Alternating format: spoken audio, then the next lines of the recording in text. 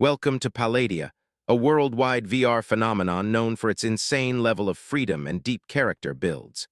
It's a world where dragons and titans are common, and monsters constantly crawl out of the shadows to bring slaughter to the human realm.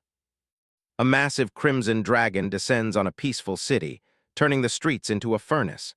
People scramble for their lives as buildings crumble under the weight of the beast's arrival.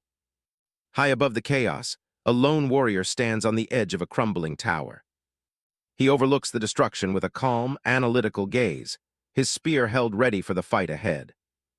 As a top-tier player, he knows every corner of this game like the back of his hand. He shifts his weight and prepares to close the distance between him and the flying nightmare. He leaps from the tower, hurtling through the air toward the dragon. The wind whistles past as he dives straight into the heat of the fire. The white dragon roars, its blue eyes glowing with power as the player approaches. He aims his spear directly at the beast's head, ready to deliver a crushing blow. He shouts a challenge to the monster, declaring that he'll send it to hell in the name of the Titan god. His weapon gleams with a sharp, dangerous light as he swings it with full force. The dragon opens its mouth, unleashing a devastating blast of fire that lights up the sky. The heat is intense, but the warrior doesn't flinch. Flames lick at his face as he maneuvers through the air. He grits his teeth, pushing through the searing heat to stay on the offensive. He weaves between the dragon's massive wings, dodging the inferno by inches. His movements are fluid and practiced, typical of a player at the top of the leaderboards. Landing on the dragon's scaly back, he drives his spear down with everything he's got. Sparks fly as the metal strikes the thick crimson scales. The dragon thrashes wildly, letting out a roar that shakes the very air. It tries to throw the small human off its back, but his grip remains firm. A blue energy wave erupts from the point of impact, knocking the player backward.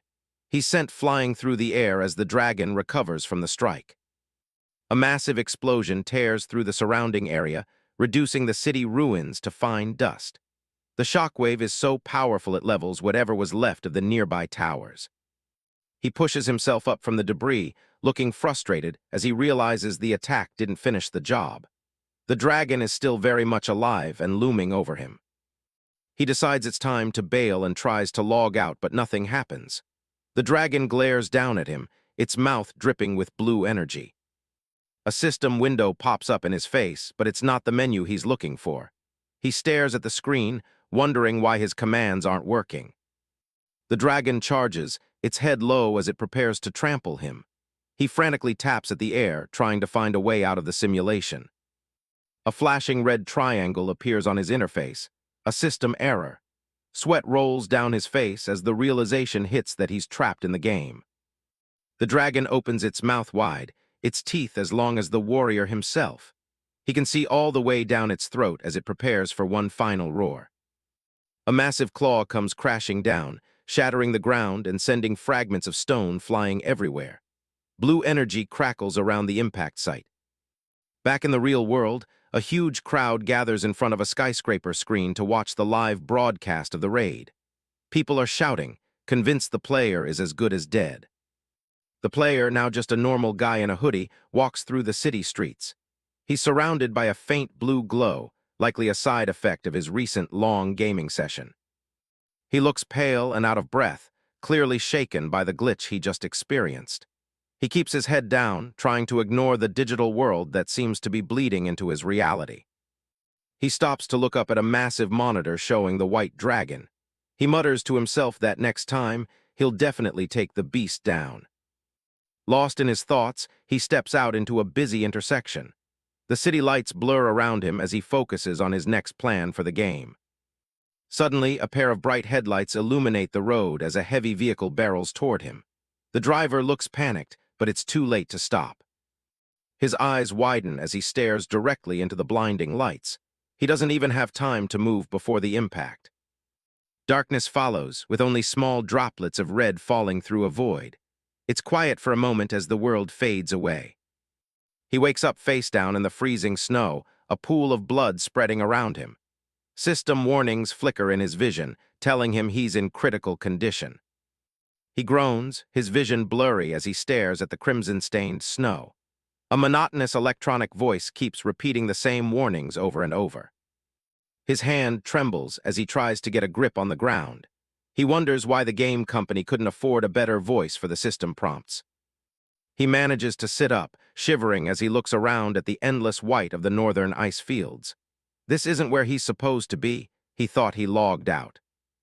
His hair is now silver, and his body feels completely different. He asks himself out loud why he's still in the world of Palladia after that accident. A sharp pain shoots through his head, and he clutches his temples. Fragments of a life he never lived begin to flood his mind.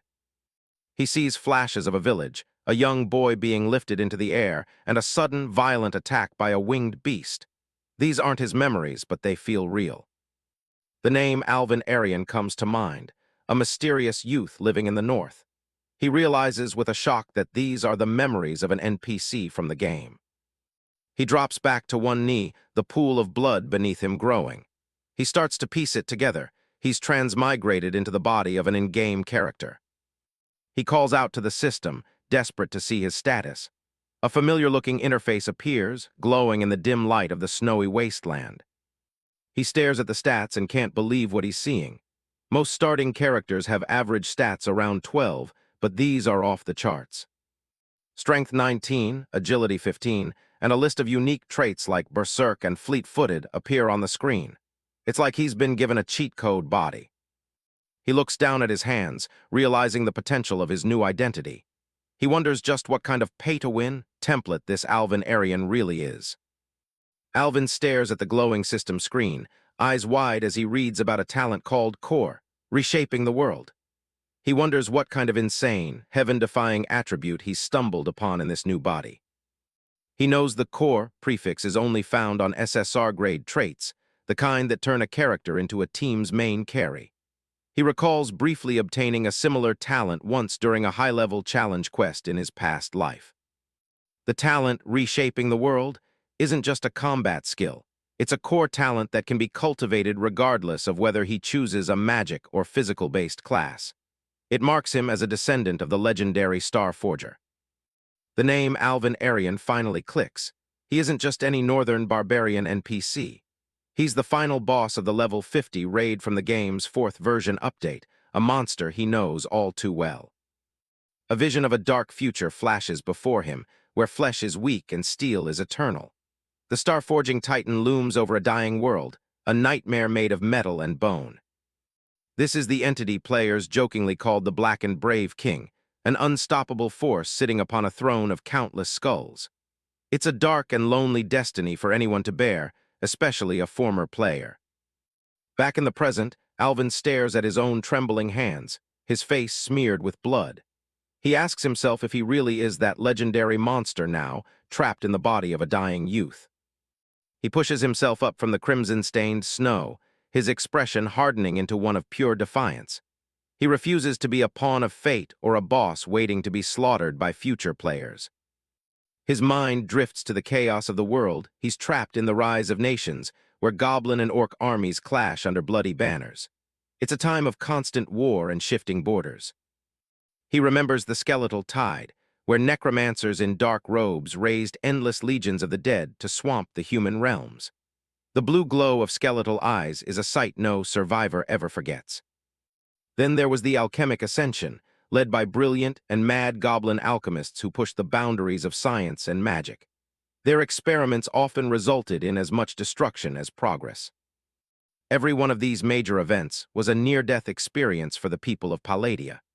Aiven realizes that in this turbulent world, only the absolute strongest have a chance at true survival. Gritting his teeth against the searing pain in his side, he vows that he won't die like this. He hasn't survived a fatal accident in reality just to perish in a video game world. He looks out over the desolate landscape, knowing it's mid-December and the white tide is fast approaching. He has to survive the brutal northern winter if he wants any hope of a future. Aiven stumbles through the deep snow, leaving a trail of blood that marks his slow progress. Every step is a struggle against the biting wind and his own failing strength. Fate might have cast him as a villain destined for defeat, but Aiven isn't interested in following someone else's script. He's going to survive these ice fields and then rewrite his own destiny on his own terms. He knows that bloodline purification is the key to reaching his full potential as a Titan. If he can survive the winter, he can start looking for clues and confirm exactly where he is on the game's timeline. The slope he's on is kilometers away from any tribe, right on the dangerous border of the ice fields. He's completely alone in the wilderness with nothing but his knowledge to guide him. Elrond, the nearest magic kingdom, is hundreds of kilometers away. A direct trek there in his current injured state would be nothing short of suicide. Luckily, his veteran game knowledge gives him a much-needed edge. He remembers there should be a hunter's cabin hidden in the woods nearby, hopefully stocked with food and firewood. He spots the small structure in the distance, a lone dark spot against the blinding white of the snow. If he can reach it, he'll have a chance to hitch a ride with a caravan toward the Central Empire. The city of Lind is the birthplace of many of the game's major events.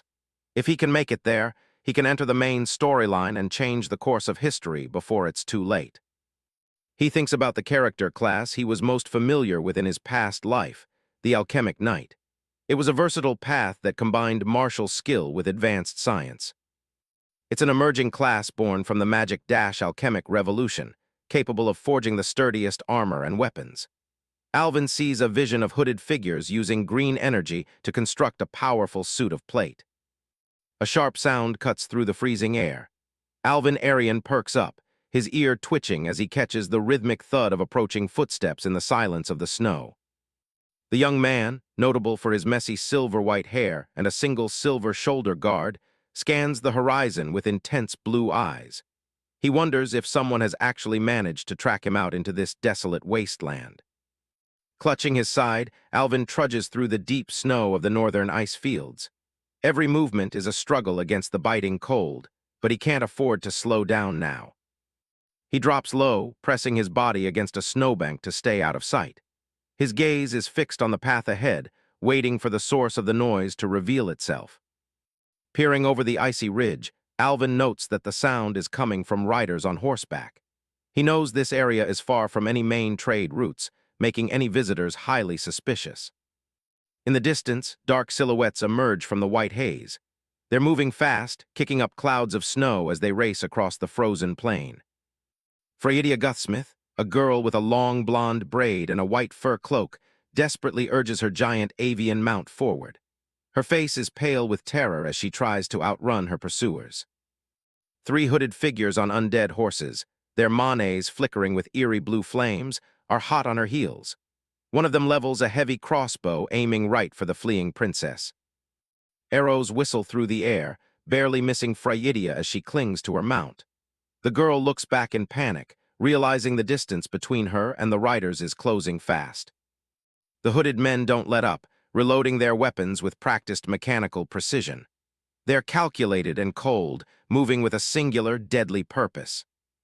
Aiven watches the scene unfold, his eyes narrowing as he picks up on a strange detail. He realizes the black warhorses are making absolutely no sound as they gallop at full speed. One of the horses' eyes glows with a supernatural blue light. Aiven identifies them as undead mounts, the kind only favored by the high-ranking nobles of Elrond.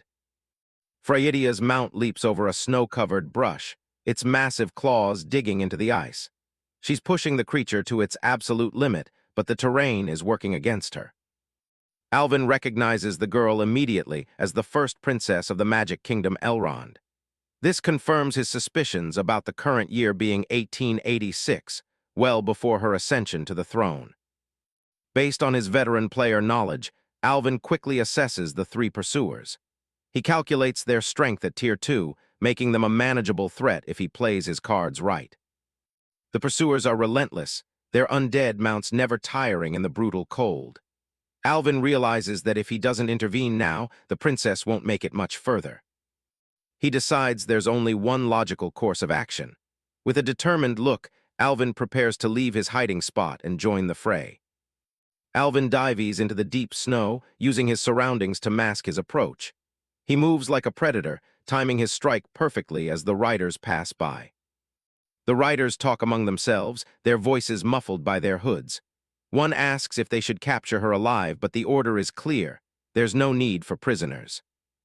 They level their crossbows again, preparing to end the chase once and for all. They have no idea that someone is watching them from right under their feet. As one of the undead horses gallops past, a hand suddenly bursts from the snow. It's a bold, unexpected move that catches the riders completely off guard. Alvin's hand clamps onto the horse's leg with incredible strength. The undead beast falters, its momentum interrupted by the sudden anchor. The rider cries out in shock as his mount is yanked sideways. The horse loses its footing, sending the cloaked man tumbling into the freezing drifts. The entire line of pursuers is thrown into chaos. Alvin pulls the horse down completely, his raw power more than the undead creature can handle. Alvin stands his ground, a red aura beginning to pulse around his body. A system notification flickers in his vision, confirming he's activated his barbarian berserk state, boosting his strength by 4. The remaining riders are stunned, staring at the lone barbarian who just single-handedly took down a warhorse. Alvin's eyes glow a menacing red as he readies himself for the next move. He doesn't give them a chance to recover. Alvin lunges forward, his movements fueled by the primal rage of his berserk state as he targets the next rider. The hooded man barely has time to react before Alvin is on him. The sheer force of the barbarian's attack sends a shockwave through the rider's guard. Alvin identifies them as the bat scumbags from Elrond, members of the blood race. He slams his fist into one, the impact so heavy it leaves the vampire reeling and gasping for air. The blood drinker leader shouts for his men to kill the interloper. In the chaos, one of the riders is sent flying backward from the sheer power of Alvin's counterattack. The riders fire their crossbows blindly, and in the confusion, they accidentally hit one of their own. Alvin uses the wounded vampire as a human shield, letting the arrows thud into the pale man's back. Alvin observes the scene with a cold, analytical gaze.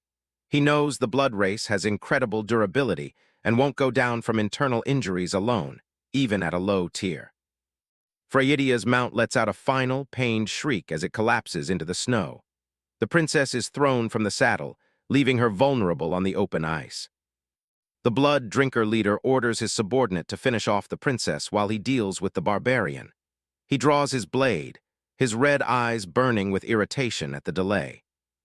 Alvin towers over one of the fallen riders, looking completely unimpressed.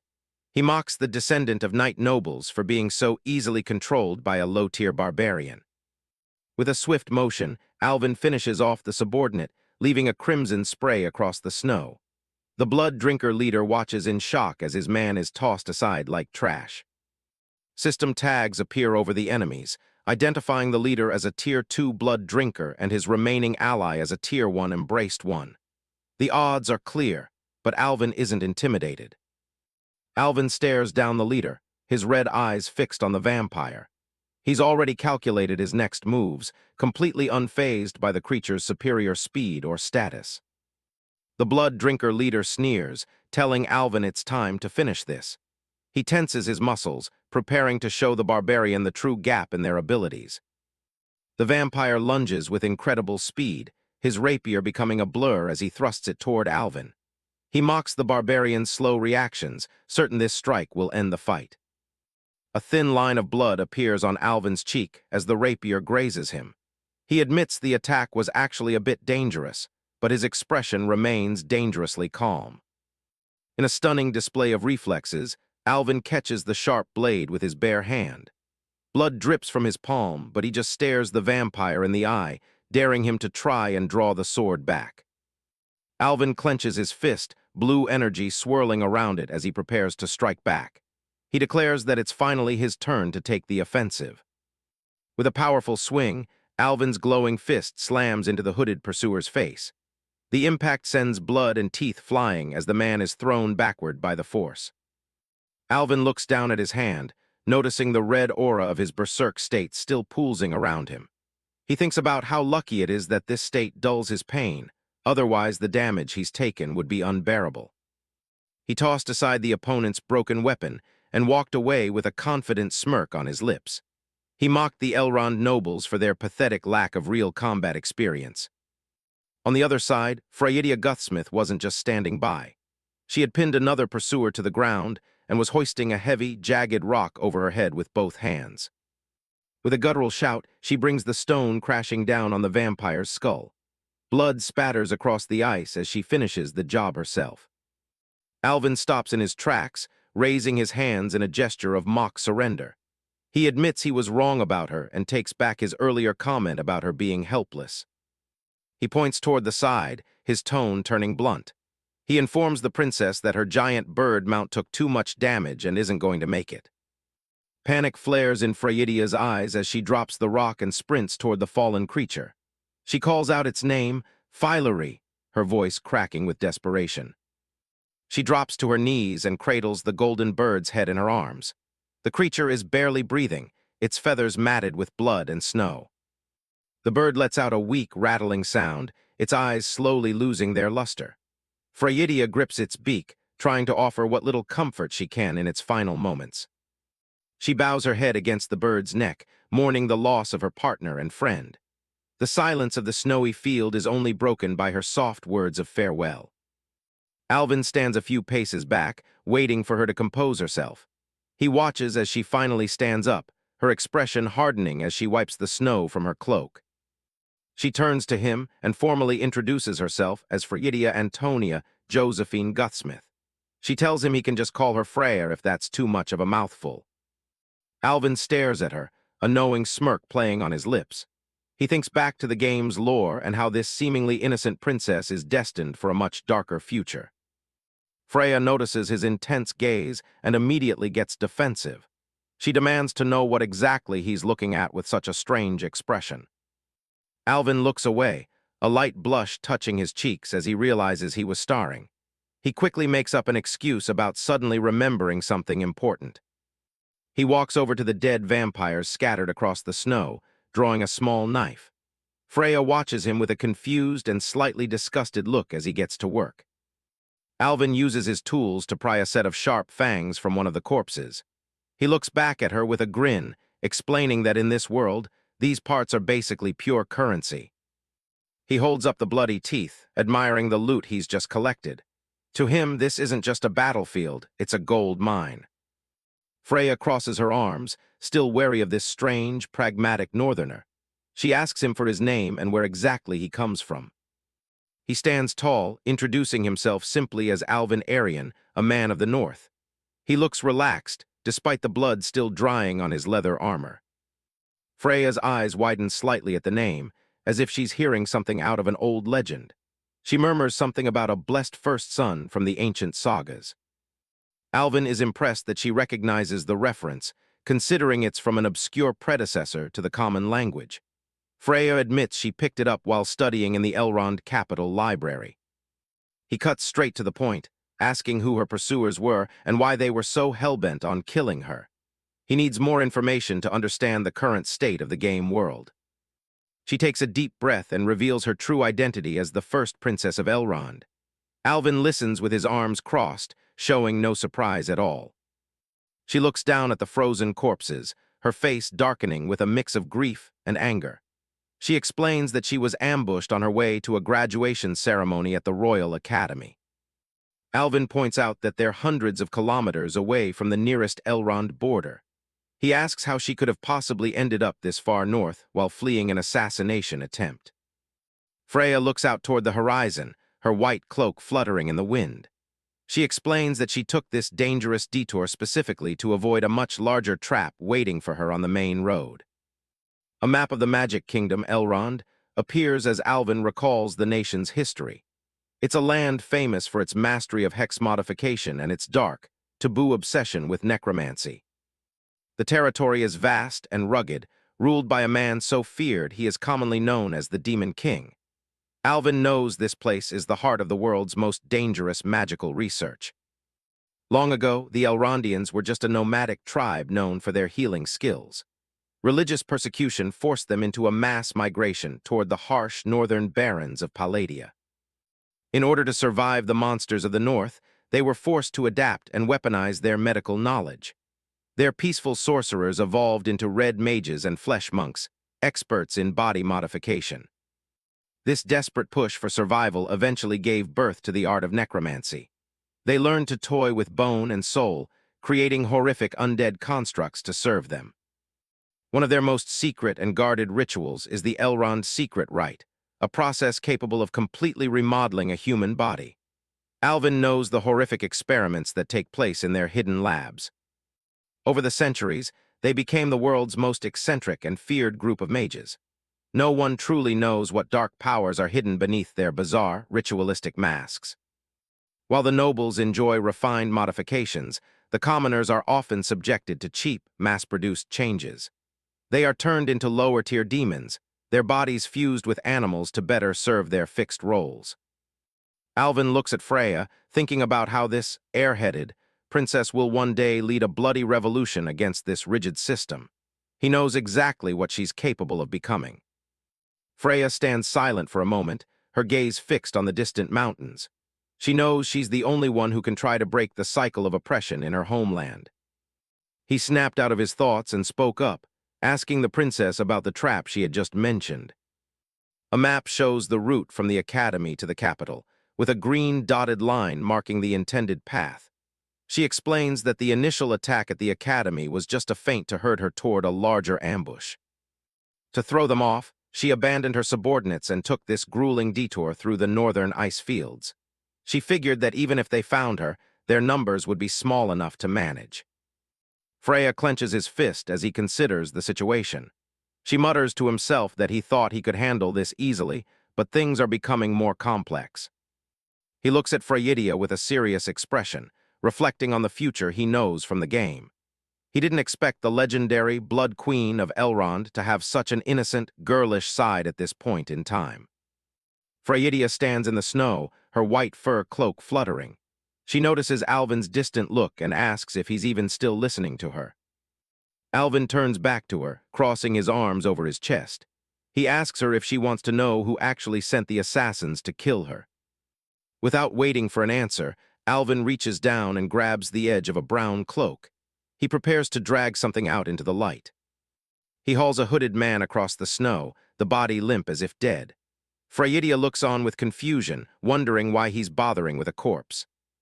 Aiven crouches beside the body, his gaze intense as he questions the man's identity.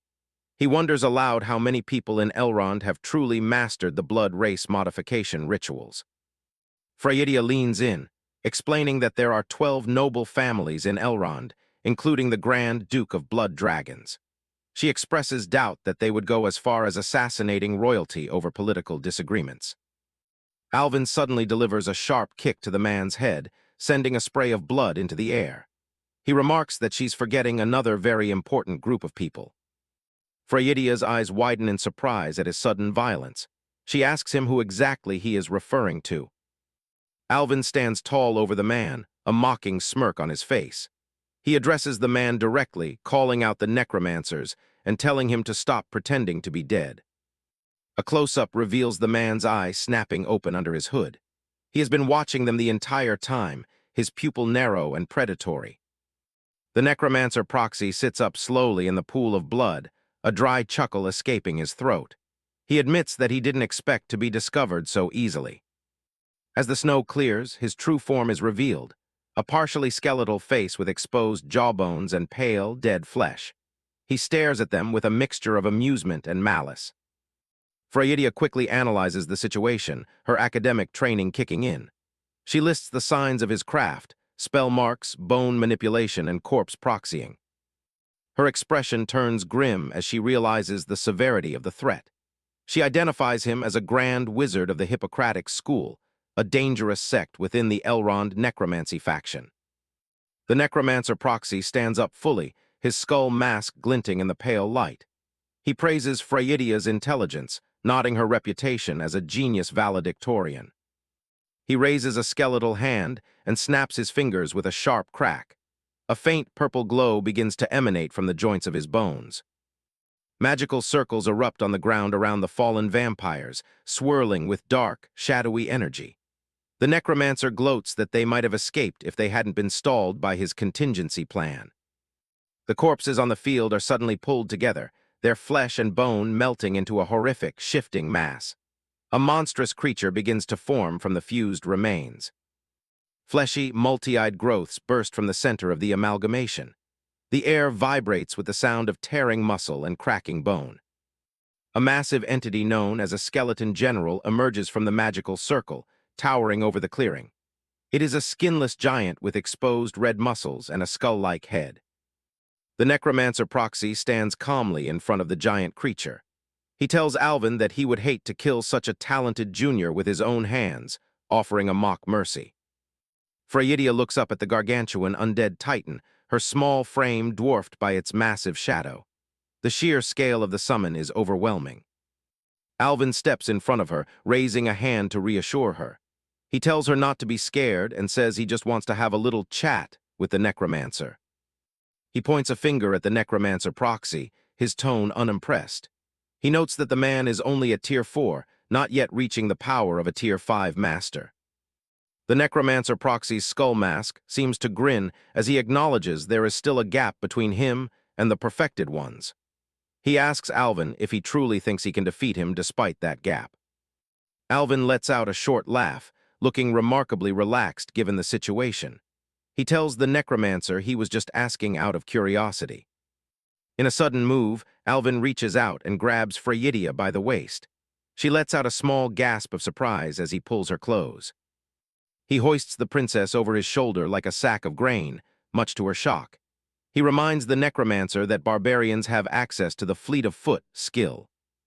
With a burst of speed, Aiven sprints away across the snowy fields, leaving a trail of kick-up powder. He shouts a mocking goodbye to the crowned wizard as he vanishes into the distance. The necromancer proxy stands stunned, his mouth hanging open under his mask. He wonders how Aiven could have known that he hadn't finished calibrating the skeleton general yet. He began to fuse into the giant, his mouth screaming in a rage as he gave chase. He cursed the barbarian brat and vowed to make him pay dearly for being outsmarted. The fusion was a gruesome spectacle, marked by the sickening snap of breaking bones and joints groaning under immense pressure as his body slowly merged with the beast. Now sporting a monstrous new form reminiscent of venom, the giant lunged forward with a thunderous roar that shattered the ice. The necromancer commanded it to hunt them down at any cost. Aiven continues to sprint at incredible speed, a wide grin on his face. Behind him, the skeleton general opens its mouth, green magical energy beginning to coalesce. Freydia looks back in terror as glowing green projectiles streak through the air toward them. Aiven keeps his focus forward, his muscles tensed for the next maneuver. Multiple green explosions rock the snow-covered ground all around them. Aiven zigzags through the blasts, keeping the princess secure on his shoulder. The necromancer proxy, still fuming, demands to know who Aiven really is. He can't understand how a mere barbarian could know so much about the secrets of necromancy. Aiven glances back over his shoulder, his blue eyes sparkling with mischief. He simply calls himself a passing barbarian before picking up even more speed. As they fled toward the horizon, the skeleton general leapt forward, bracing for a devastating strike. The necromancer shrieked that they would take their secrets to the grave. The giant is suddenly engulfed in a massive surge of green electric energy. The words, "Ultimate Diffusion-type Death," appear as it prepares to release a final, catastrophic spell. The skeleton general's mouth hangs open, glowing with a concentrated, pulsing green light as it prepares to fire. Violent arcs of electricity crackle across its bone-white face, signaling the imminent release of its ultimate attack. Freydia's eyes widen as she looks back at the pursuing monster, her voice trembling as she identifies the deadly spell. She screams that it's the Finger of Death, her panic mounting as the green energy continues to build behind them. Aiven Arian grabs Freydia and tells her not to move. She is caught off guard, her face flushing deep red as his hand accidentally lands on her backside while he tries to carry her away. She snaps at him, demanding to know where he thinks he's touching. Aiven ignores the complaint, focused entirely on the fight ahead. The skeleton general looms over them, glowing with a sinister red light. Aiven keeps moving, carrying Freydia over his shoulder like a sack of grain to stay mobile. He watches the monster's movements closely, his eyes sharp and calculating. He's counting down the seconds, waiting for the perfect window to strike at its peak vulnerability. Aiven pulls his glowing blue weapon, the lightweight folding crossbow, straight from the system. He taunts the beast for being too slow, having already predicted its every move. A bolt streaks through the air, aimed directly at the heart of the chaos. The projectile whistles across the snowy plains with lethal precision.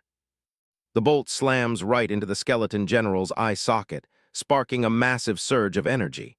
The creature's head begins to fracture under the impact. A violent explosion rips through the monster's skull, sending bone fragments flying in every direction. The massive threat is finally beginning to crumble. The headless skeleton general collapses into the deep snow with a heavy thud. Dark energy leaks from its remains as the snow kicks up around the impact site. Aiven stands over the twitching corpse, finally letting out a breath. He tells Freydiya that the immediate danger is over. Freydiya looks up at him, still dazed and trying to process what just happened. She asks what exactly that creature was. The necromancer proxy's voice echoes from the dissipating remains, acknowledging the kid who bested him. He vows to remember Alvin's face before the spirit fades away. The scene shifts to Avanmore, the capital of Elrond, where rain drenched the city's red-roofed buildings. The massive Schönbrunn Palace looms in the background under a heavy gray sky. Inside the palace, a figure with pink hair runs through the arched corridors. It's Prince Otto, looking frantic as he heads toward the royal chambers. Otto rushes down a long, checkerboard-floored hall, his expression full of worry. He's heading straight for his father's bedchamber. He stops at the foot of the bed and reports the dire news. He tells his father, the Demon King, that Freydiya's whereabouts are currently unknown. Otto drops to one knee, begging for permission to lead the Imperial Guard on a rescue mission. He's desperate to find his sister before it's too late. The Demon King, looking gaunt and sickly in his bed, flatly refuses. He insists the knights must stay in the capital to protect the next ruler. Otto is stunned, his mouth hanging open in disbelief. He reminds his father that Freydiya is the one supposed to inherit the title. The king exhales a weary breath, his eyes closed.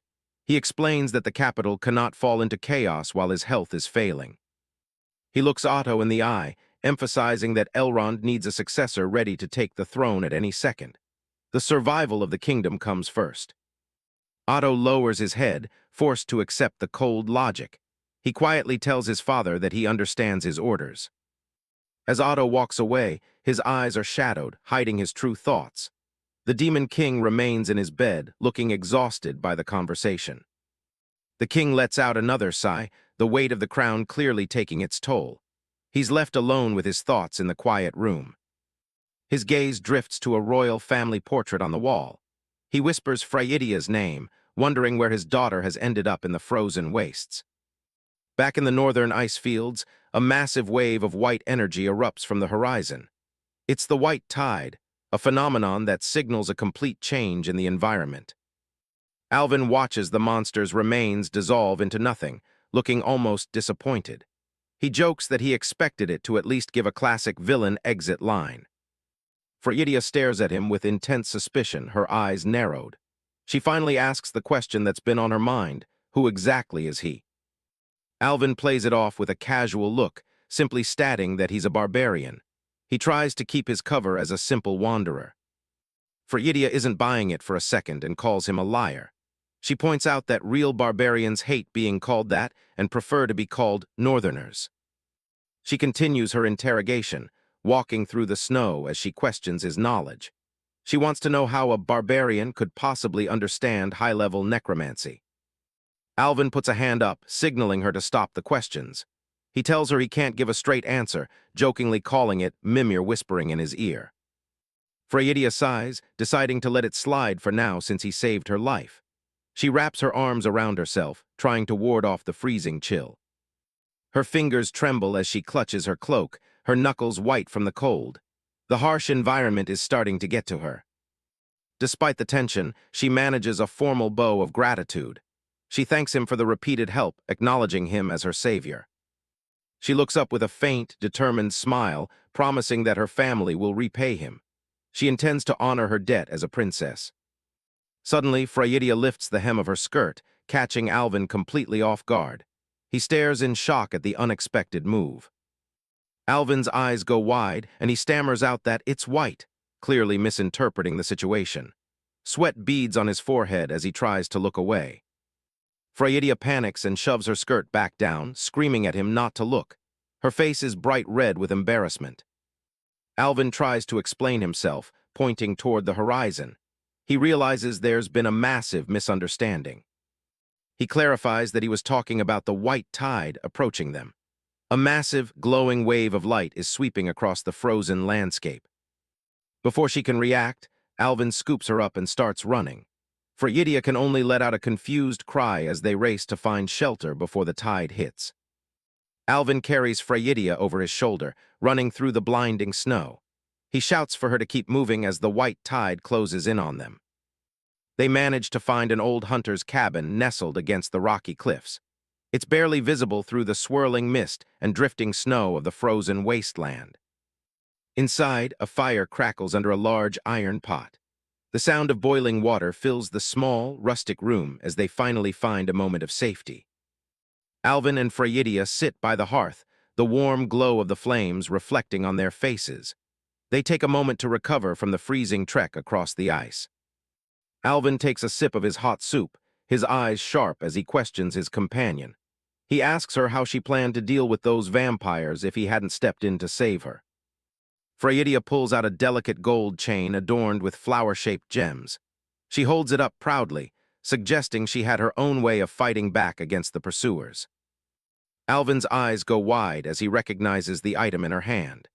He realizes it's a gemstone scroll and points out that using it would have blown the vampires to bits instantly. Freydia shifts the conversation, her expression turning serious. She asks why a necromancer would go as far as to launch an assassination attempt against her. Alvin sits back, calmly analyzing the situation like a veteran player. He tells her that to find the culprit, they just need to figure out who benefits most from her death. Freydia looks away, her eyes clouded with doubt as she thinks of her family. She quietly mentions that the biggest beneficiary would likely be her younger brother, Otto. Alvin's mind flashes to a memory of the pink-haired Prince Otto. He recalls the rumors of the feminine royal who stands next in line for the throne. He warns her not to let appearances fool her. He explains that while the prince seems like the obvious choice, things in this kingdom are rarely that simple.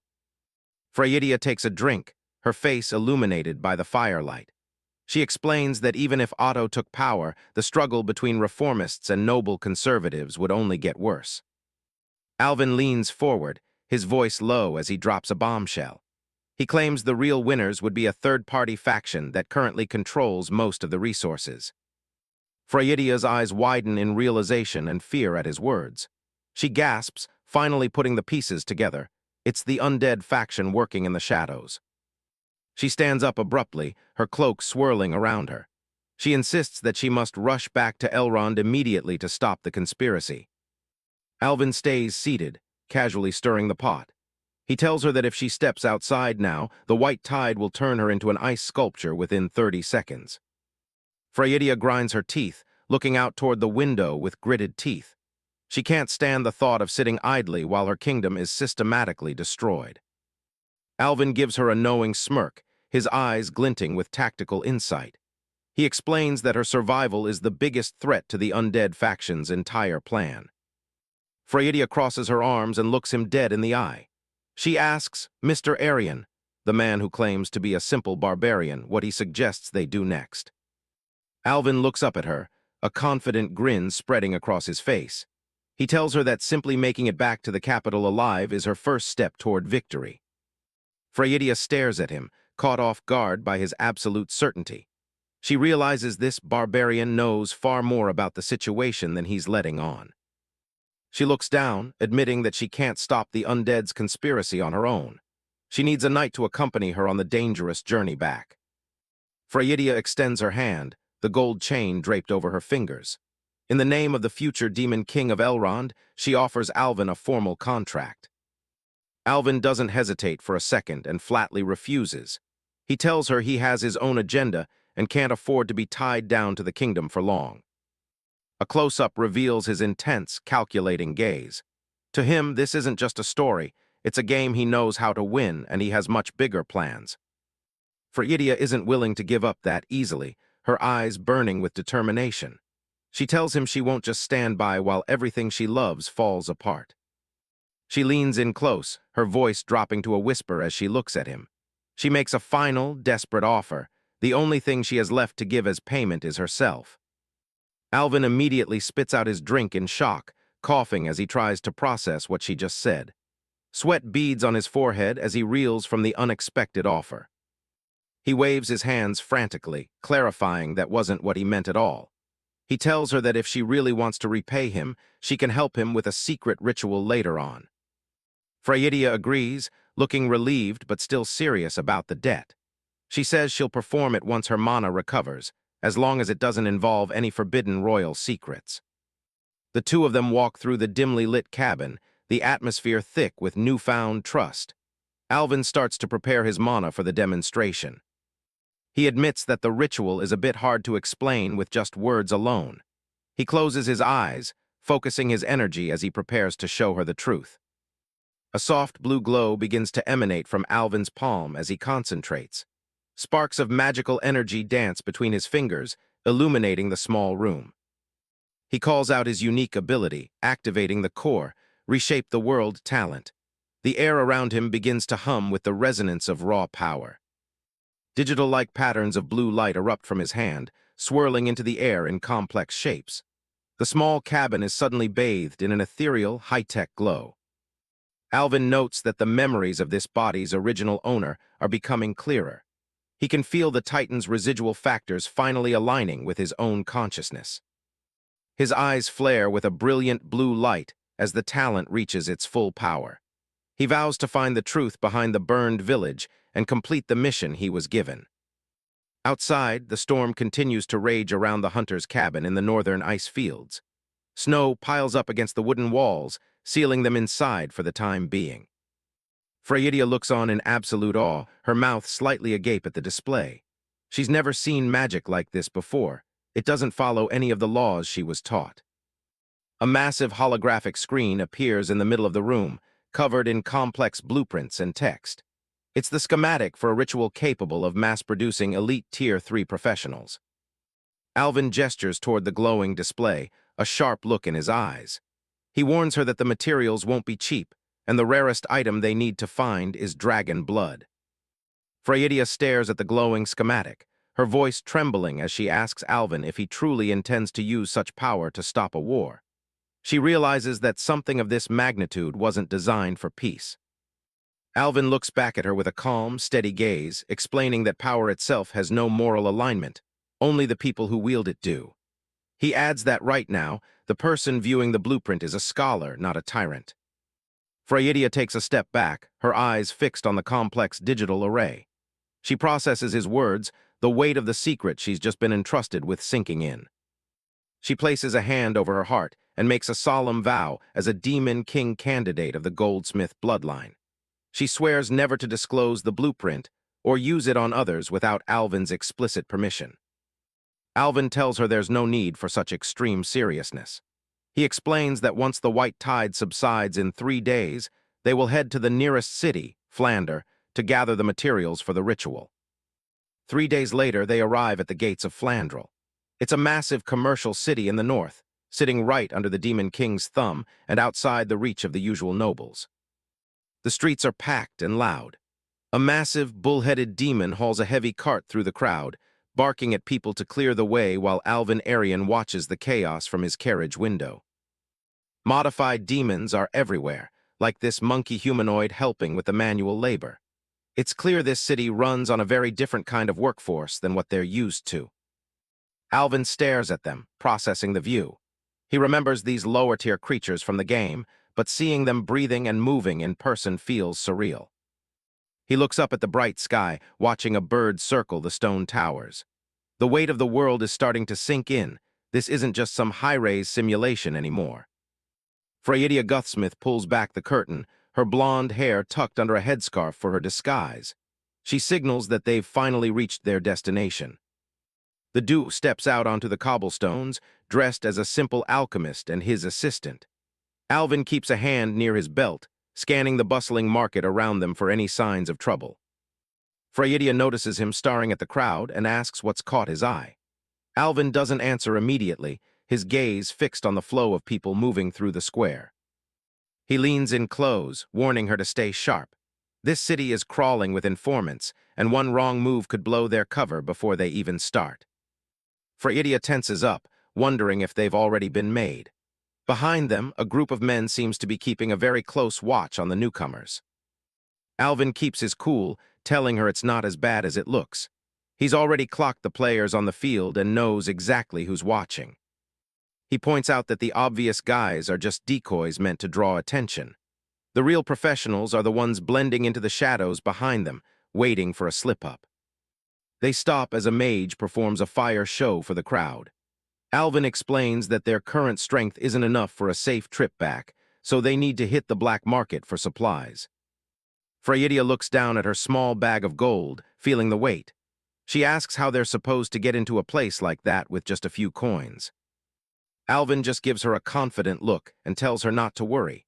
He knows exactly who to talk to and leads her toward a man sitting on a nearby bench. A flock of pigeons flutters around a pile of grain near a stone fountain. The city is full of life, but Aiven is looking for someone much more specific. The man on the bench, Mimir, looks like a total slacker as he tosses seeds to the birds.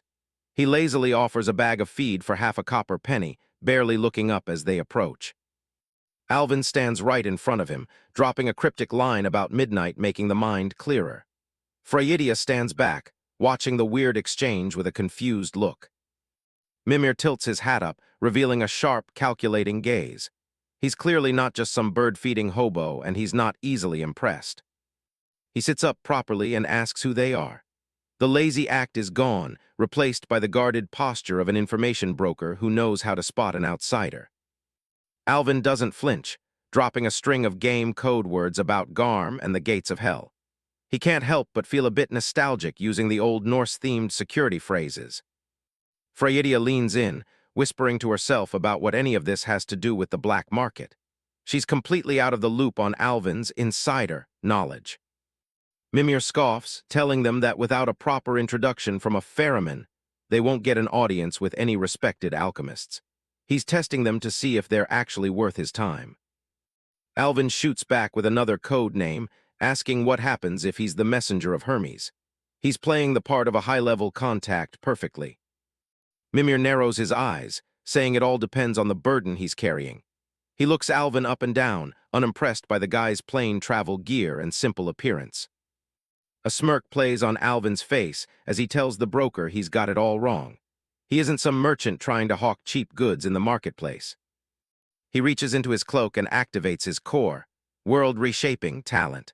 A blue, holographic energy swirls around a plain gold coin in his fingers, beginning to warp the metal. With a flash of light, the metal twists and reshapes itself instantly. The simple coin is gone, replaced by an intricate gold ring set with a glowing red gemstone. He holds the finished piece out on his palm, the jewel catching the sunlight. He calmly asks if this bit of baggage is enough to prove his worth as an alchemist. Mimir's jaw practically hits the floor as he stares at the ring.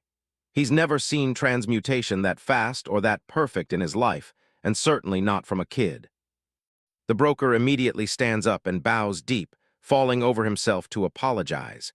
He admits he judged them by their simple clothes and didn't realize he was dealing with a master of the craft. He leads them through a rocky tunnel, past an armored knight standing watch with a spear.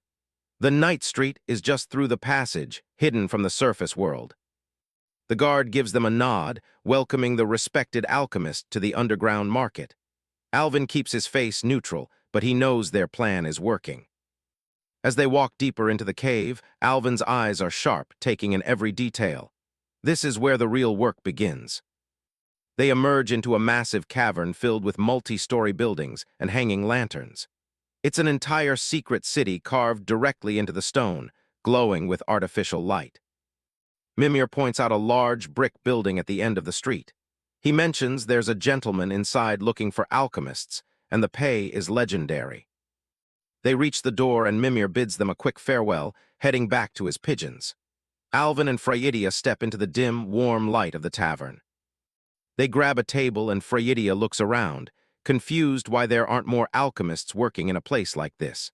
A waitress sets a drink down in front of Alvin as they settle in. Alvin explains that most respectable alchemists stay away from the black market's shady dealings. But for him, as long as the gold is good, he couldn't care less about the politics. A stout man with a monocle and a purple scarf walks up, tipping his hat with a wide grin. This is old Jabba, and he's thrilled to finally meet the master Mimir mentioned. Old Jabba leans in, genuinely curious about who trained an alchemist this young. He's seen a lot of talent in the underground, but Alvin is something else entirely. Alvin takes a slow sip of his drink and drops a total lie, claiming he apprenticed under a master named Edward Elric. He says he's just traveling the continent to broaden his horizons and see what's out there. Alvin Arian activates his world-reshaping talent.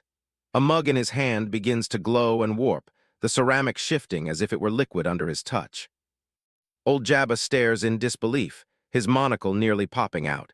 He's never seen alchemy performed with such ease and raw power. The merchant immediately drops his guarded tone, bowing deeply in respect. He invites the honorable alchemist to follow him to the second floor to discuss business in private. The trio climbs the wooden stairs of the brick building. Alvin leads the way, his confidence high after the successful display. They enter a well-stocked storage room. Old Jabba assures them that he won't let anyone disturb their work and promises that the remuneration won't be an issue. As they look over a massive table covered in reagents and equipment, Fraidia Guthsmith admits she's never heard of a master named Edward Elric. Alvin casually mentions the name comes from a chivalric novel he once read. Fraidia's mouth hangs open in shock. She can't believe he just used a name from a fictional book to bluff his way into a high-end laboratory. Alvin just smiles, leaning back. He notes that the payment for this job should be over 1,000 gold pounds, and they'll use some of the materials they need to cover the cost. Fraidia still looks skeptical, wondering how he plans to actually appraise the complex equipment without blowing his cover. Alvin brings up a blue holographic interface, showing off his core, world-reshaping system. He's got tools that the people of this world can't even imagine. 2 hours pass as Alvin works behind the closed, heavy wooden doors. The sounds of shifting glass and bubbling liquids echo from within the quiet lab. Alvin finally steps out, handing a detailed list to a waiting Jabba. He explains that the appraisal is done, and these are the items he requires to proceed with the next phase. Jabba is ecstatic, clutching the list like a winning lottery ticket. He promises to have all the materials and the rest of the funds delivered to the Alchemist Association lab by sunset. Fraidia watches him go, her expression guarded. She's still adjusting to how quickly Alvin has taken control of the situation using only a few clever lies. Old Jabba tips his hat and heads back downstairs to start making the arrangements for the rare materials. As he walks away, Jabba breaks out in a cold sweat. Even though Fraidia is dressed as a simple maid, the mere sight of her frowning makes his legs shake uncontrollably. His lackey leans in, mentioning that some informants spotted Alvin coming in from the northern ice fields recently. Jabba's expression turns serious. He realizes their guests are far more dangerous than they look and tells his man to contact the boss immediately. Jabba can't shake the feeling of dread as he heads deeper into his building.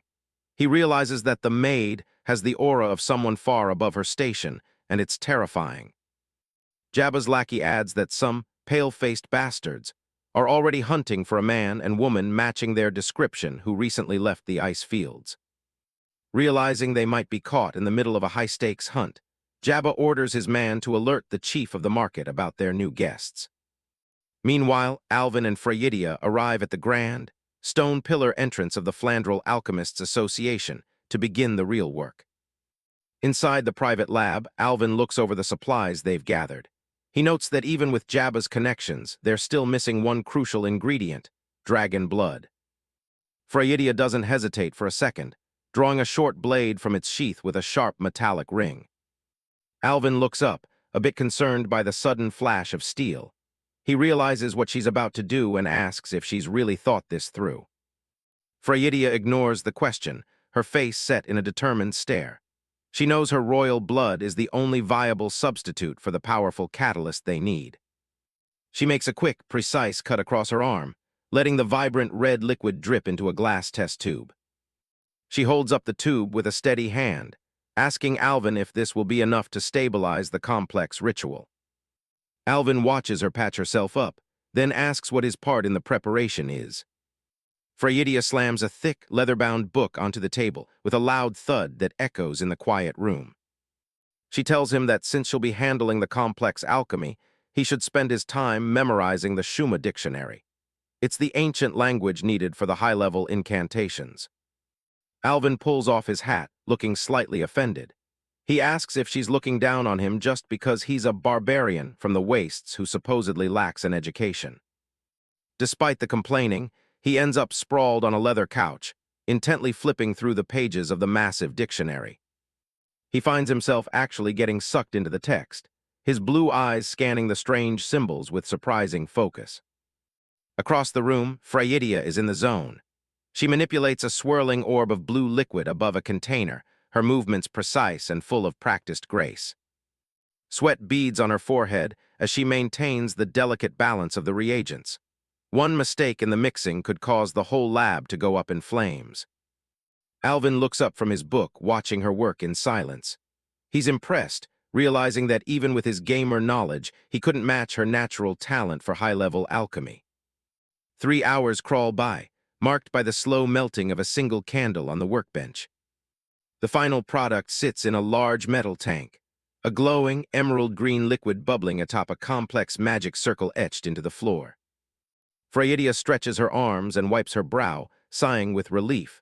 She mutters about being rusty, claiming she used to be much faster back in the city of 1,000 towers. Alvin stands in front of the ritual tank, working out the kinks in his neck and shoulders. Freydia asks him one last time if he's sure he wants to go through with this without a trial run. Alvin just grins at her, his eyes full of confidence. He tells her he trusts her skills completely and is ready to take the plunge to activate his new power. Alvin Arian stands before the ritual tank, watching the green light pulse in the dim laboratory. A holographic display hovering over the array indicates a 200% completion rate, confirming that his optimizations were far more effective than expected. He turns back to Freydia Guthsmith with a smug, confident grin playing on his lips. He tells her to relax and have a little faith in both of their abilities as the ritual reaches its peak. Without hesitation, Alvin begins to strip, pulling his shirt and cloak off his shoulders. His back is broad and heavily muscled, already preparing for the immense physical strain that the bloodline infusion will bring. Standing shirtless and ready, Alvin announces that it's finally time to begin the actual procedure. The air in the lab crackles with the hum of active mana. Freydia's eyes go wide, and she instantly covers her face with her hands, a deep blush spreading across her cheeks.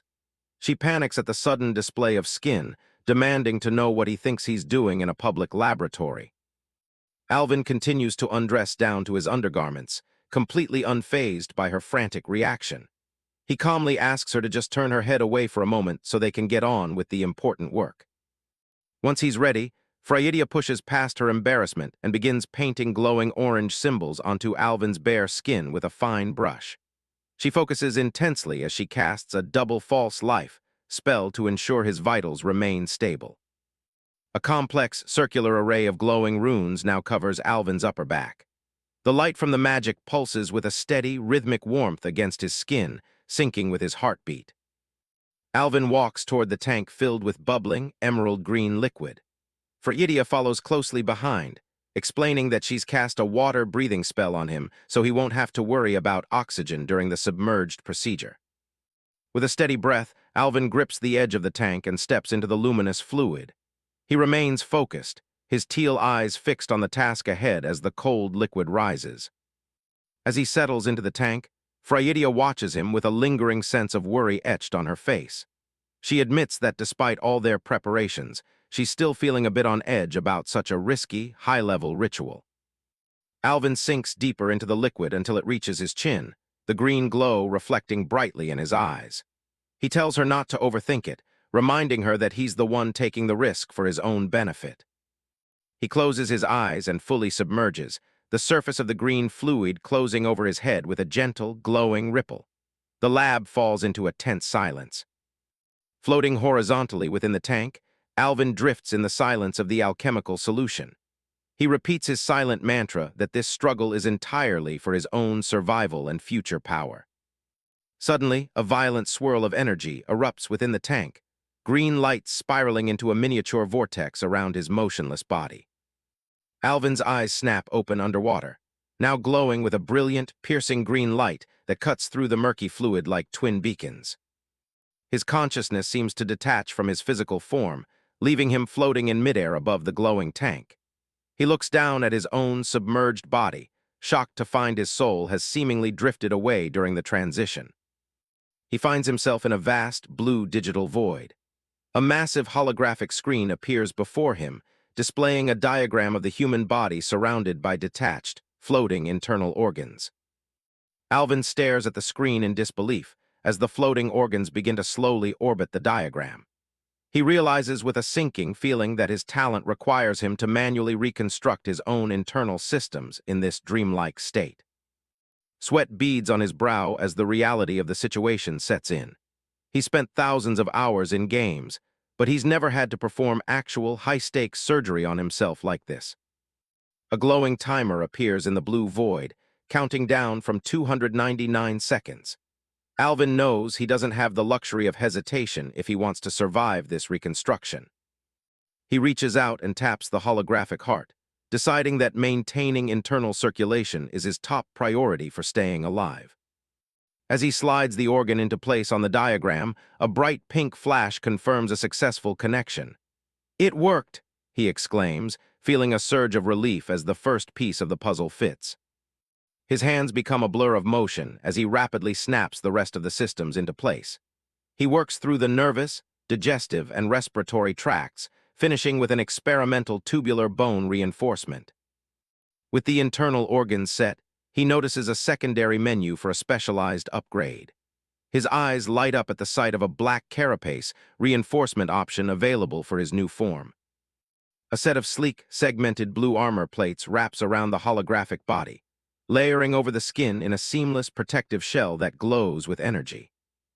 The timer hits 0 with a digital chime, ending the reconstruction phase just as the last piece of the armor locks into position. A series of system notifications flash across the void, congratulating him on a Titan bloodline activation and a significant boost to all physical attributes. Alvin is left shouting in protest, frustrated that he didn't get to finish checking the rest of his new stats before the interface closed.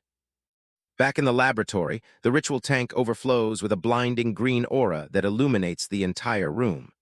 Freydia watches from the side, her blonde hair blown back by the sheer pressure of the surging mana. She stares at the tank in genuine awe, having never seen an alchemical array perform with such overwhelming efficiency. She can't help but think that the barbarian she's traveling with has incredible luck. Inside the fluid, Alvin's body is undergoing a radical transformation. Thick, dark veins bulge across his face and neck as his new bloodline takes root in his flesh and muscle. The heavy silence of the lab is suddenly broken by a series of rhythmic, pounding thuds coming from the reinforced outer doors. Freydia instantly snaps out of her daze, her expression turning hard and suspicious as she glares toward the entrance. "Someone's here," she thinks, her guard immediately going up at the unexpected intrusion. Someone starts knocking on the glass window. Old Jabba, rocking a monocle and a fake smile, apologizes for the intrusion. He claims there's some mistake in the inventory, which is obviously a thin lie. Freya isn't buying it for a second. She tells him to get lost because they're in the middle of a sensitive experiment. But she's already on high alert. The arcane seals in the hallway were triggered, and she knows he didn't come alone. She immediately activates the sealing wards, causing thick vines to grow across the window frame to reinforce the glass. Not taking any chances, she begins an instant monster summon to defend the facility. A ripple of blue energy pulses through the room as the spell takes effect. Light coalesces into a bright orb as the magic takes hold. Freya looks up, her expression hardening as she channels her mana. She draws the power into herself, preparing for a high-tier summon. Outside, the thugs start hammering on the door, trying to force their way in. She starts calling out more summons, stacking everything from Tier 2 up to Tier 4. Suddenly, an armored polar bear, an electric wolf, and a massive blue giant materialize in the lab. She stands before her summoned guardians, ready to welcome the intruders. But she's still got one more trick, fifth circle magic for a lesser planar ally. A massive, glowing magic circle appears on the ceiling as a divine figure begins to descend. This is Gabrielle, a choir angel, and she looks like she's ready to wreck some shop. She leans in close, telling Freya that she's here to fight for her. The beasts stand ready behind them, just waiting for the order to attack. Out in the hall, old Jabba tells his two biggest guys to stop playing around and just bust the door down. One of the thugs charges in, but he hits an invisible wall of magic. A blast of energy sends both of them flying backward before they can even touch the door. One guy groans about the damned magic while he's still airborne. Old Jabba loses his patience and screams at the rest of the crew to force the door open.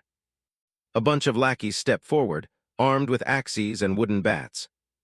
They start hacking away at the entrance, the sound of wood splintering filling the hallway. The glass finally starts to spiderweb and crack under the pressure of the heavy blows. Inside, Gabrielle casually mentions that Lady Antonia sent her specifically to look after the princess.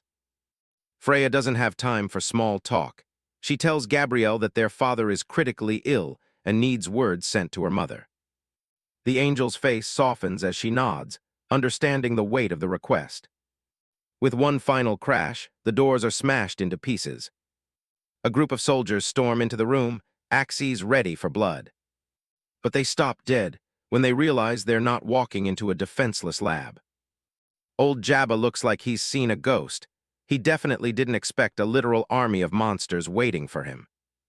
Gabrielle leads the charge, with the bear and wolf right behind her as they dive into the intruders. The thugs immediately start panicking, screaming at each other to hold the beasts back. The armored bear doesn't care about their screaming, slamming its massive claws into a soldier's face. The blue giant joins the party, sending several guys flying with a powerful kick. Realizing the plan has gone completely south, old Jabba yells for everyone to run for their lives. He tries to make a break for it, but the electric wolf is already on his heels. Terrified, the old man draws a tiny knife and starts begging the good doggy for mercy, even offering it some treats. The wolf isn't in a mood for snacks, letting out a roar that pretty much confirms the old man's day is over. Old Jabba tries to take a desperate swing with his knife, but the electric wolf lets out a discharge that sends him flying. Gabrielle sighs and covers her face, finally realizing why Freya was so hesitant to call her down for this mess. Freya snaps back, telling her to focus since the fight is far from over. They walk toward the center of the lab where Aiven is floating in the ritual tank. Gabrielle is still complaining, acting like Freya's been kidnapped by some uncivilized barbarian. She looks at the unconscious man through the glass, her expression shifting from annoyance to genuine surprise. The angel can't believe her eyes. Freya actually used her own royal blood to perform a forbidden rite on this guy. She demands to know what kind of relationship they actually have. Freya doesn't blink, her voice steady as she prepares to defend her choice. She looks at Aiven, floating peacefully in the mana-rich fluid. To her, he's not just some project or a barbarian. He's a friend who means the world to her, and she's put everything on the line to save him.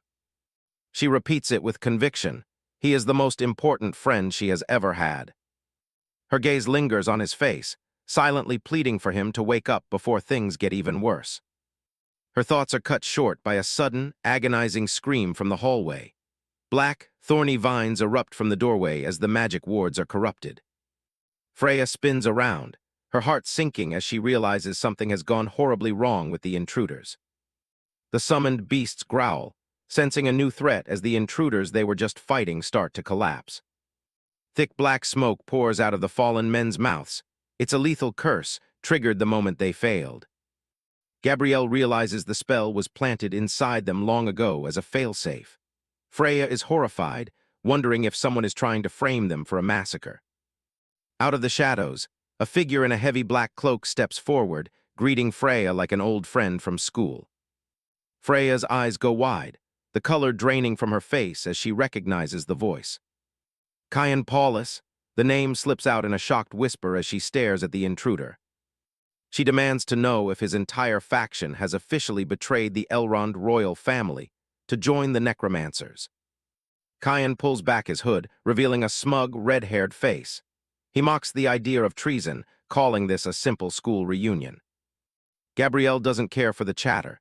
She senses a massive wave of evil aura and tells Freya to stay behind her. Kyan just laughs, dark energy swirling around his hands, as he admits he's never been one for fair, head-on fights. A screeching skeletal phantom erupts from the darkness, its red eyes glowing with malice. Freya is stunned. She can't believe Kyan has already reached the level of a Tier 2 spirit master. He starts ranting about the unfairness of birthright, claiming he's had to sacrifice more than she could ever imagine to get this powerful. He holds up a dark amulet, the air around it shimmering with pure necrotic energy. The seal pulses with a sickening light, consuming the souls of the men he just killed. With a crazed look in his eyes, he declares that the price for his power was everything. Gabrielle reacts instantly, pointing a finger to channel a blast of holy light. She draws her golden sword, commanding the summoned beasts to form a defensive line around the princess. The bear and wolf roar, their fur bristling as they prepare to charge the necromancer. The blue giant lunges forward, but Kyan just stands there with a sadistic giggle. A massive explosion of purple and white energy tears through the room, shaking the very foundations of the lab. The force of the blast is so strong, it sends the summoned beasts tumbling backward through the air. Gabrielle digs her feet into the stone floor, shielding her eyes as the dust and debris fly. Even as the ceiling cracks, she promises Freya that she won't let anything happen to her. The summoned wolf and bear crawl back to their feet, looking battered and exhausted from the magical backlash. Freya yells at them to stop. They're in their physical forms now, and another hit like that will be their end. As the smoke clears, a massive shadow looms over everyone, far larger than any of their summons. Freya looks up in pure dread, her voice trembling as she asks what that thing is. Standing before them is a colossal, blue-armored undead warrior known as the Nether Iron Guard. Freya realizes the horrific truth. Kyan didn't just kill those men. He burned their very souls to fuel this monstrous summon. Kyan Paulus smirks, mocking the princess for feeling pity toward the group of thugs he just eliminated to fuel his magic. Gabrielle stands her ground, her white wings flared as she retorts that evil acts don't lose their nature just because they're used against bad people. Kyan laughs off her righteous speech, looking down at Freya and her spirit guardian with pure arrogance from the middle of the room. He raises his hand toward the massive nether iron guard that looms in the foreground, the air crackling with necrotic energy. With a cold glint in his crimson eyes, Kyan points a finger forward and gives the final command to attack. The Nether Iron Guard lets out a soundless roar, charging forward with its multiple weapons glowing with ghostly blue energy. Gabrielle shouts for Freya to cover her as she takes flight, her golden sword drawn to meet the massive undead warrior head-on. The clash between the angel's blade and the giant's bone weapons creates a blinding explosion of sparks and magical feedback. The guard's glowing purple eyes narrow, focusing its entire attention on the spirit attempting to block its path. Gabrielle's eyes go wide as she realizes the sheer weight and power behind the creature's swing, straining against the impact. Freya doesn't hesitate, weaving a defensive spell to help Gabrielle hold the line against the overwhelming force. Gabrielle manages to shove the giant back with a powerful kick, thanking Freya for the timely support that kept her from being crushed. Kyan watches the fight from a distance, safely tucked behind his monstrous summon where he knows the angel can't reach him. He sneers at Freya, mocking her for wasting her noble bloodline and secret rituals on someone he considers a mere barbarian. He turns his head, scanning the room for any sign of Alvin Aryan while remaining confident that his undead puppet has the situation under control. Kyan continues his verbal assault, taunting Freya about how her efforts were all for nothing despite her enviable resources. His arrogance is absolute as he continues to search for the missing barbarian with a mocking grin, assuming the man has fled. He glances around the wreckage of the lab, wondering aloud where the man went, and if he simply abandoned the princess. Freya looks toward the back of the lab with a desperate expression, silently pleading for her friend to wake up and end this nightmare. A small flower bracelet on her wrist catches the light, a reminder of the bond she is fighting so hard to protect. Kyan breaks into a fit of maniacal laughter, taunting Freya for being so generous with her love for a commoner. Suddenly, a massive crack spiders across the stone wall behind him, accompanied by an ominous, low rumble. Before Kyan can react, a huge, muscular hand bursts through the masonry and grabs him firmly by the head. The necromancer's eyes bulge in surprise as he's slammed toward the ground, completely blindsided by the sudden attack. Freya's face lights up with relief as she sees the person she was waiting for finally move. A close-up of Alvin Arian's face shows him covered in ritual fluid, his expression cold and focused as he begins to speak. Alvin, now fully awake and shirtless, pins Kyan to the floor with one hand while staring him down with intense teal eyes. In the background, the Nether Iron Guard is still locked in combat with Gabrielle, but Alvin's presence has already shifted the tide. Alvin growls a single command for the undead warrior to stop its attack immediately, forcing Kyan to comply. Gabrielle freezes, looking back in stunned silence at the raw power radiating from the man she previously dismissed. Holding Kyan by the throat, Alvin picks up the necromancer's control amulet and asks what the device is. Kyan, now trembling and gasping for air, explains that it's a remote control item given to him by his mentor to command the puppet. The massive foot of the Nether Iron Guard slams back down onto the stone tiles, the impact shaking the entire room. The undead warrior lets out another roar, its energy flaring back up despite the earlier command to stop. Alvin and Kyan both look toward the creature in confusion, realizing that the stop command was only temporary. Kyan panics as he realizes he's lost control, wondering if his own mentor has decided to sacrifice him along with the princess. The guard lunges forward again, swinging its massive bone blades at Gabrielle with renewed ferocity. Gabrielle barely manages to parry the blow, her wings shielding her from the shards of stone flying off the floor.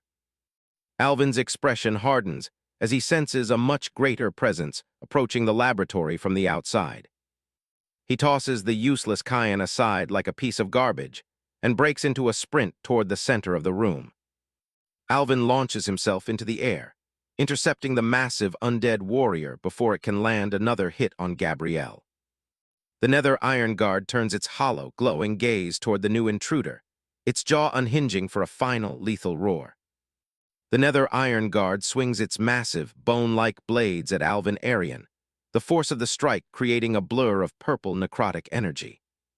The giant's multiple weapons converge on the protagonist, each blade crackling with cursed light as it prepares to crush him.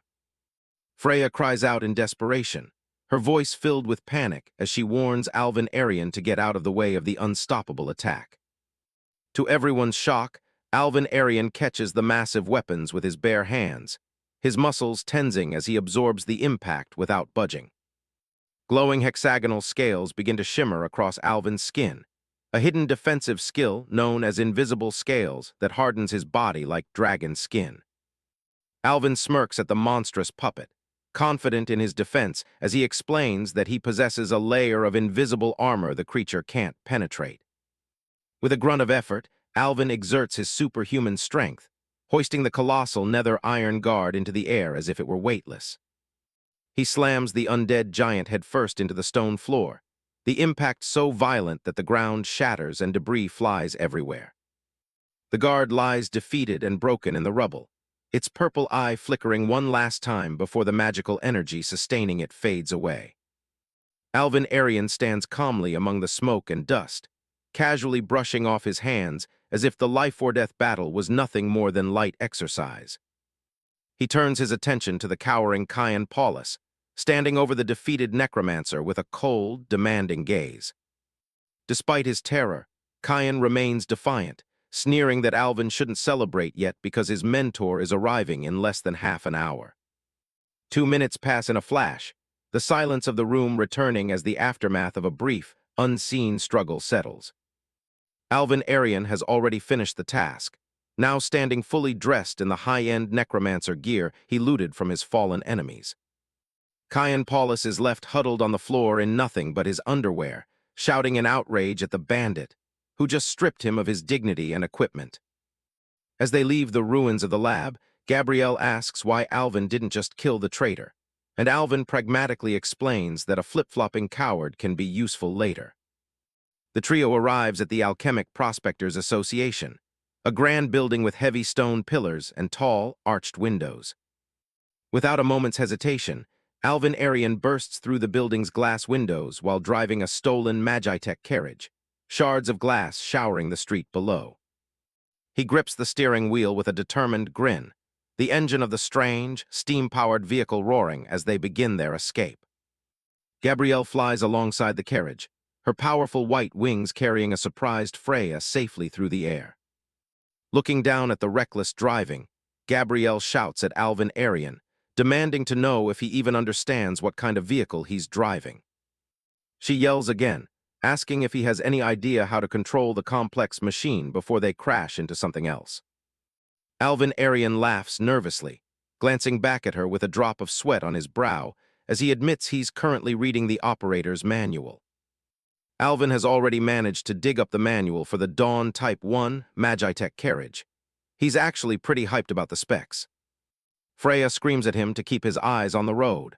The massive carriage is barreling through the city streets at breakneck speed. The sheer power of the engine catches the guy off guard. He's sweating as he tries to keep the heavy machine from spinning out of control. Freya's gripping the frame for dear life, begging him to slow the hell down. Aiven's just trying to find the brakes at this point. He yanks the steering wheel hard, sending the carriage into a violent, screeching drift around a corner. It's a miracle the wheels stay on the ground. Somehow he actually finds his rhythm. He laughs and floors it, pushing the Magitech engine to its absolute limit as they blast toward the outskirts. A massive pillar of black, swirling energy suddenly erupts from the fortress in the distance. It's not just smoke, it's something far worse. Gabrielle is carrying Freya through the air when she spots the ominous cloud. Down below, Aiven realizes their escape isn't going to be easy. Aiven identifies the threat instantly. That's Lucius Sulla, a Tier 4 Grand Wizard. That dark cloud is a dark canopy, and it's packed with an entire legion of undead. Gabrielle knows they can't outrun a Tier 4 summon. She drops Freya off and tells them to keep moving while she stays behind to face the storm. Freya tries to stop her, but the angel's mind is made up. She's going to hold the line no matter what. Freya warns her that using her ultimate ability will shatter her soul. Gabrielle just smiles, reminding her that this is just a projection, not her true body. Even if it's just a projection, the strain will put her out of commission for days. She dives straight into the dark mass as Freya screams her name. Gabrielle's eyes blaze with divine light. She's not just holding them off, she's going for a full detonation. She stares down the darkness as the power starts to swell within her. There's no turning back now. The angel becomes a streak of pure white radiance, cutting through the purple lightning and shadows of the canopy. A ghostly white bird, the manifestation of her soul, pierces deep into the heart of the undead legion. She finds herself face to face with the true horror hidden inside the cloud. It's a massive bone dragon, wreathed in dark magic. The dragon lets out a deafening roar, surrounded by a literal sea of skeletons. It's an army designed to crush anything in its path. Chinese letter, row ID, 18, panel number 18. The scale of the threat is staggering. Even from a distance, the sheer pressure of a Tier 4 wizard's power is suffocating. Chinese letter, row ID, 19, panel number 19. Freya watches the sky in awe, finally grasping the true strength of their pursuers. It's a level of power she can barely comprehend. Aiven looks back with a grim expression. He hates feeling this weak and swears that kind of power will be his soon enough. He turns his focus back to the road, refusing to let Gabrielle's sacrifice be in vain. They have to get as much distance as possible. The carriage leaves a massive trail of dust as it roars down the dirt path, disappearing into the rural hills. Inside the canopy, Gabrielle begins the final phase. The light radiating from her is becoming blindingly intense. Beams of holy energy start lancing out in every direction, vaporizing any skeleton they touch. The undead army is being torn apart. The skeletons are blasted into splinters as the divine energy sweeps through their ranks. It's a complete slaughter. Lucius Sulla isn't going to let his legion be wiped out that easily. He raises his staff and commands his troops to stand their ground. The remaining skeletons lock their shields together, forming a solid phalanx of bone and dark energy to block the light. A massive purple barrier expands to meet the explosion, a desperate attempt to contain the angel's ultimate move. Gabrielle looks toward the horizon one last time. She can sense the distance between her and Freya growing. She offers a final, silent prayer for her lady's safety. She's done all she can to buy them a chance. The angel lets go. Swan's song isn't just an attack, it's a total, sacrificial detonation of her spiritual form. A massive, cross-shaped explosion of light erupts in the center of the dark canopy, illuminating the entire region. The shockwave tears through the clouds, instantly clearing the sky and shredding the wizard's dark magic to pieces. The purple barrier is finally shattered, leaving nothing but fading sparks and a clear blue sky behind. Lucius Sulla stands amidst the clearing smoke, his eyes fixed on the spot where the angel was. He's never seen anything like it. He demands to know who she is and why a choir angel would be serving the first princess. The mystery clearly bothers him. Gabrielle just gives him the middle finger as her form begins to dissolve. She tells the old man to consider himself lucky this time. She makes a final promise. The next time she returns, she'll be in her real body to take his head. Then she vanishes completely. Lucius just lets out a dry laugh. He's intrigued by the amount of hidden power Freya seems to have surrounding her. He realizes the hunt is going to be far more interesting than he thought. The princess has some very powerful allies in the shadows. Lucius Sulla watches the aftermath with a grim expression. He realizes the situation with the princess is becoming more complicated than he initially thought. A massive column of black smoke twists into the sky.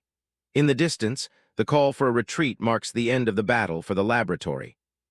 The heavy wheels of the Magitech carriage kick up dust as it speeds down a rutted forest path, far from the capital. Aiven is focused on the road, but he knows they're in trouble. They're running low on fuel and water, and they need to find a town before the carriage stalls out completely.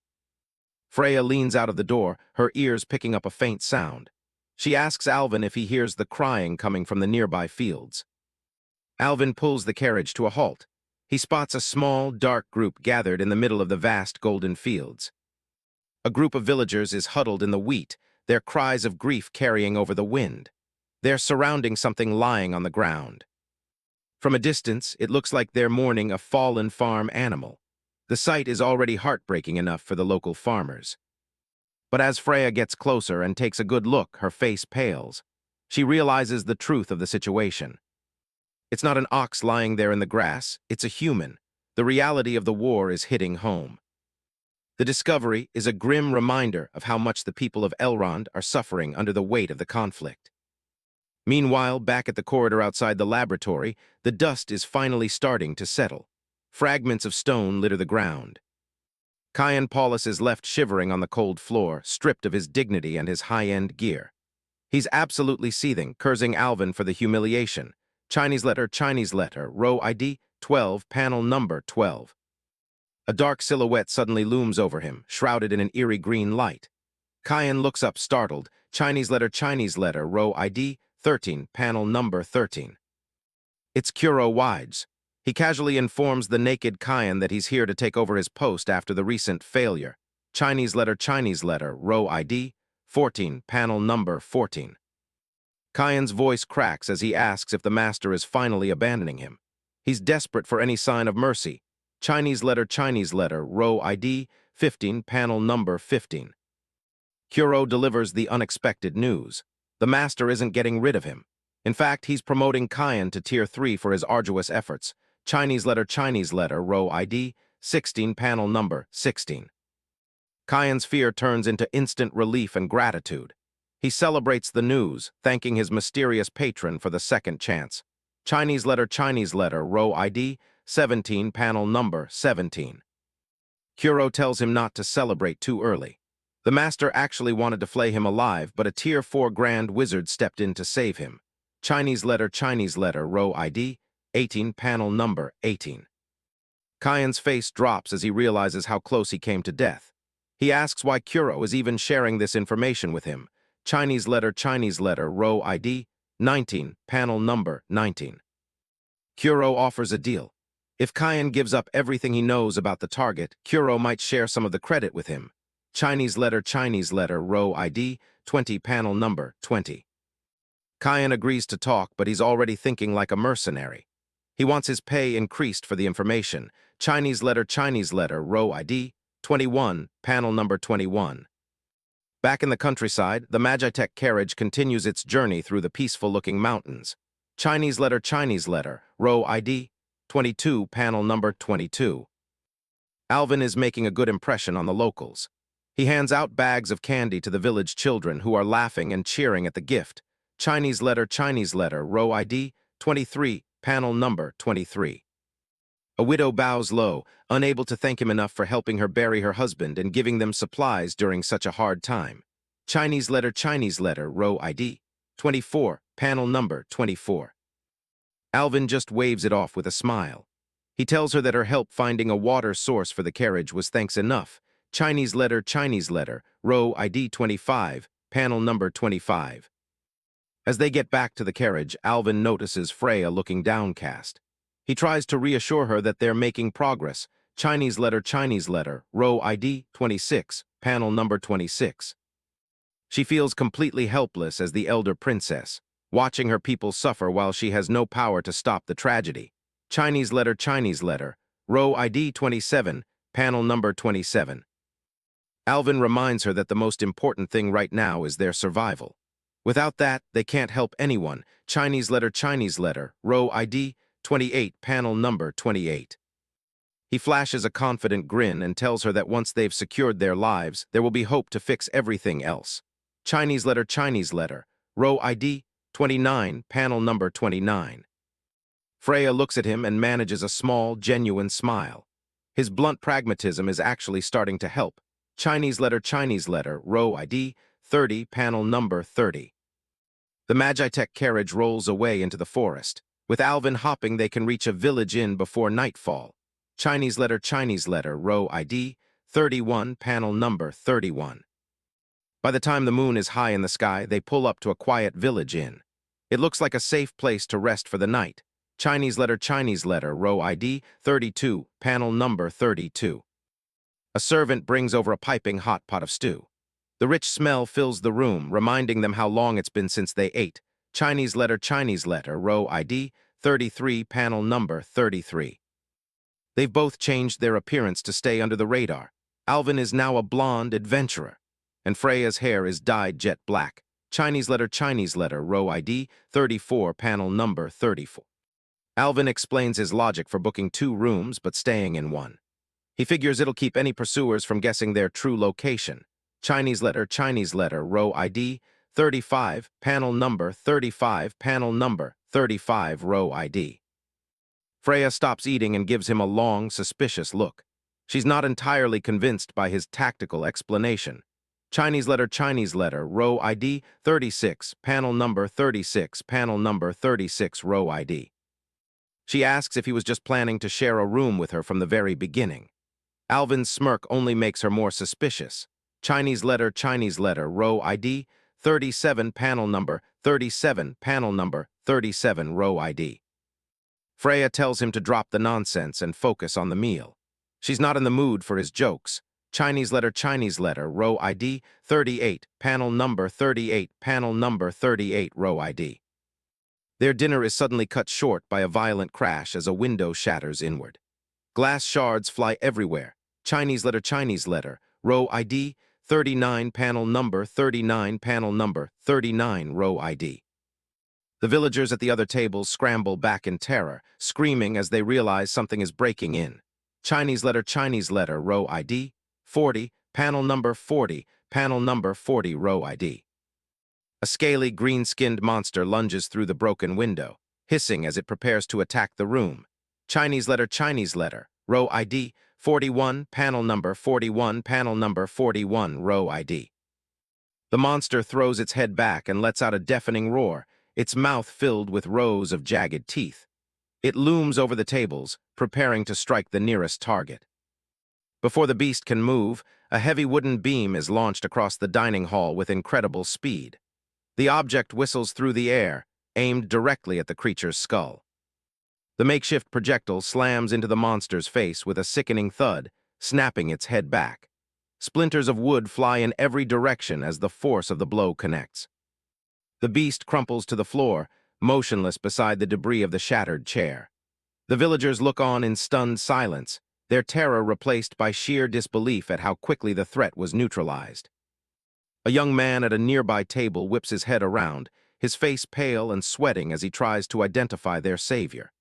The other diners remain frozen in place, eyes wide. Aiven stands tall in his blonde disguise, holding the broken frame of a wooden chair in one hand. He lets out a short, smug breath, looking entirely unimpressed by the creature he just floored.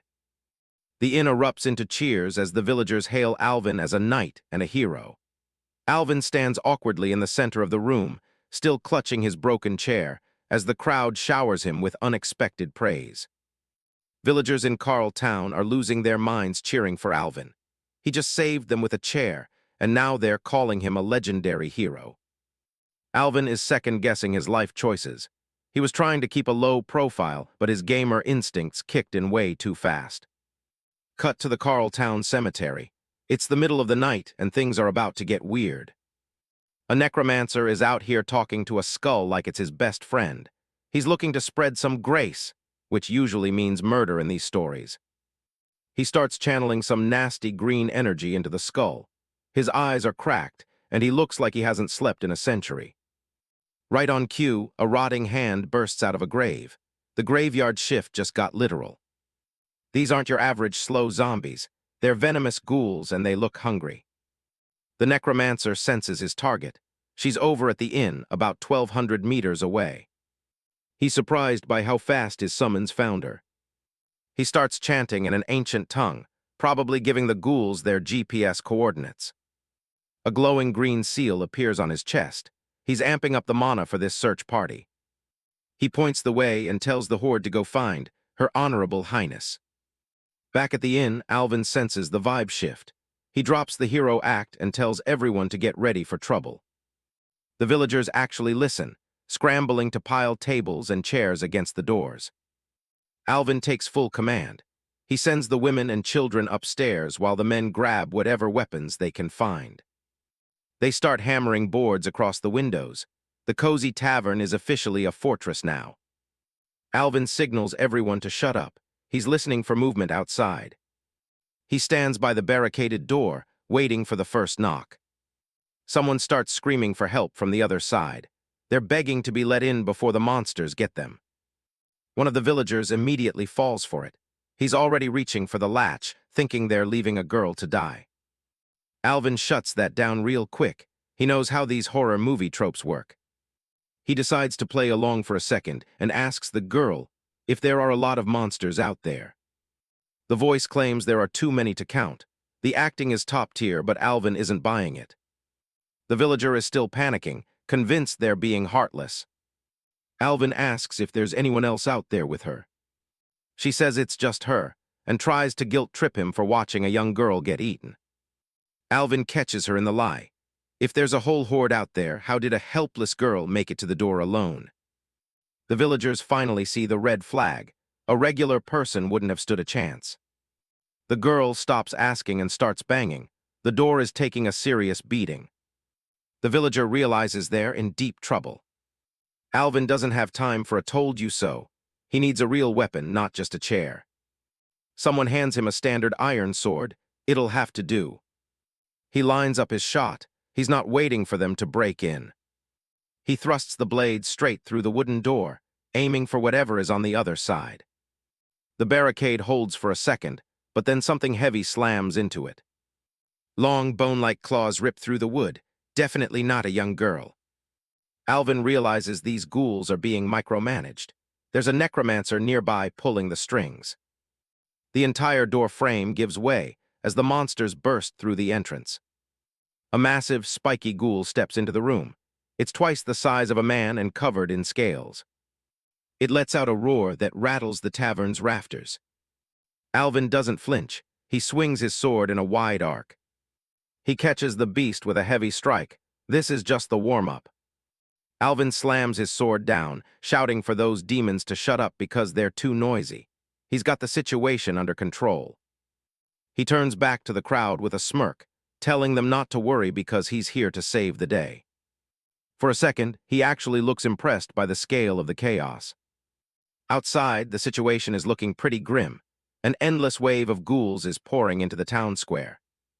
These things are screeching and clawing at anything in their path. The villagers are completely losing it, realizing their town is being overrun by venomous monsters. Aiven snaps them out of it, ordering everyone to get ready for a real battle. Inspired, the men grab their blades and charge forward to protect their families. The ghouls crash through the entrance, but the villagers are holding the line for now. Upstairs, Frey is keeping the women and children calm. She tells them to stay together and keep the kids in the middle. The mothers and kids are huddled in the corner, terrified as the building shakes from the fighting below. Suddenly, a ghoul bursts through the second-story wall, lunging right at the families. But before it can land, the monster is sent flying backward by a sudden impact. Frey steps forward, her eyes sharp and her hands ready to cast. She tells everyone not to panic. The ghoul gets pelted by a barrage of kitchen utensils and random debris. It turns out the women of Elrond aren't just hiding. They've all got knives and they're ready to scrap. Frey smiles, proud of their grit. She realizes she didn't need to worry about them at all. She starts chanting a spell, a blue light glowing between her palms. Shards of ice materialize in the air, sharp and deadly. With a flick of her wrist, she sends the ice spears flying, impaling the ghoul. She doesn't stop there. She raises her arms and a massive magic circle erupts around her. She yells down to Aiven, telling him she's got the second floor covered and he can focus on the rest. Downstairs, Aiven is standing in a heap of dead ghouls. He realizes they can't just stay on the defensive forever. He decides to head out and find the necromancer pulling the strings. The guys at the door give him a quick nod, promising to tighten up the defenses while he's gone. Aiven leaps out, diving straight into the sea of undead outside. He's immediately surrounded, but that's exactly where he wants to be. He tells them to get out of his way, slashing through rotting flesh with every swing. Suddenly, a loud crack echoes through the street. His sword just couldn't handle the pressure. Aiven stares at the broken blade, realizing he's in a bit of a jam. He knew ordinary iron wouldn't last long, but it did its job for a while. He plants his feet firmly on the ground. It's time for an upgrade. He activates his core, reshape the world ability. Jagged stone plates erupt from the cobblestones, swirling around him in a vortex of power. When the dust settles, he's fully transformed into his stone-armored form, dual-wielding massive stone blades. He lets out a wicked grin, ready to show these monsters what a real boss fight looks like. He becomes a whirlwind of destruction, tearing through the ghoul horde like they're made of paper. Way off in the trees, the necromancer is watching this in absolute horror. This wasn't in the script. He realizes he's been betrayed. That bastard Cyan Paulus set him up to fail. Aiven's sharp eyes catch a faint green glow in the distance, a marker. He recognizes the green light is a signal intended only for allies, revealing the target's position. He manifests a massive stone spear in his hand. He's going for a long-distance snipe. Aiven, now fully clad in jagged stone armor, figures out that the person marked by the green light has to be the necromancer. With a powerful grunt, he hurls the massive stone spear across the distance like a javelin. The heavy stone spear hits its mark with lethal precision, impaling the necromancer right through the torso. The dark mage gasps, unable to process how he could be struck from such a distance. The necromancer stares down in disbelief, his eyes wide as the reality of his defeat sets in. Cyan Paulus steps out from the shadows, a smug grin on his face as he asks if the dying man's mentor ever mentioned that anything is possible. The necromancer's vision begins to blur, his life force fatting as he stares up at his betrayer.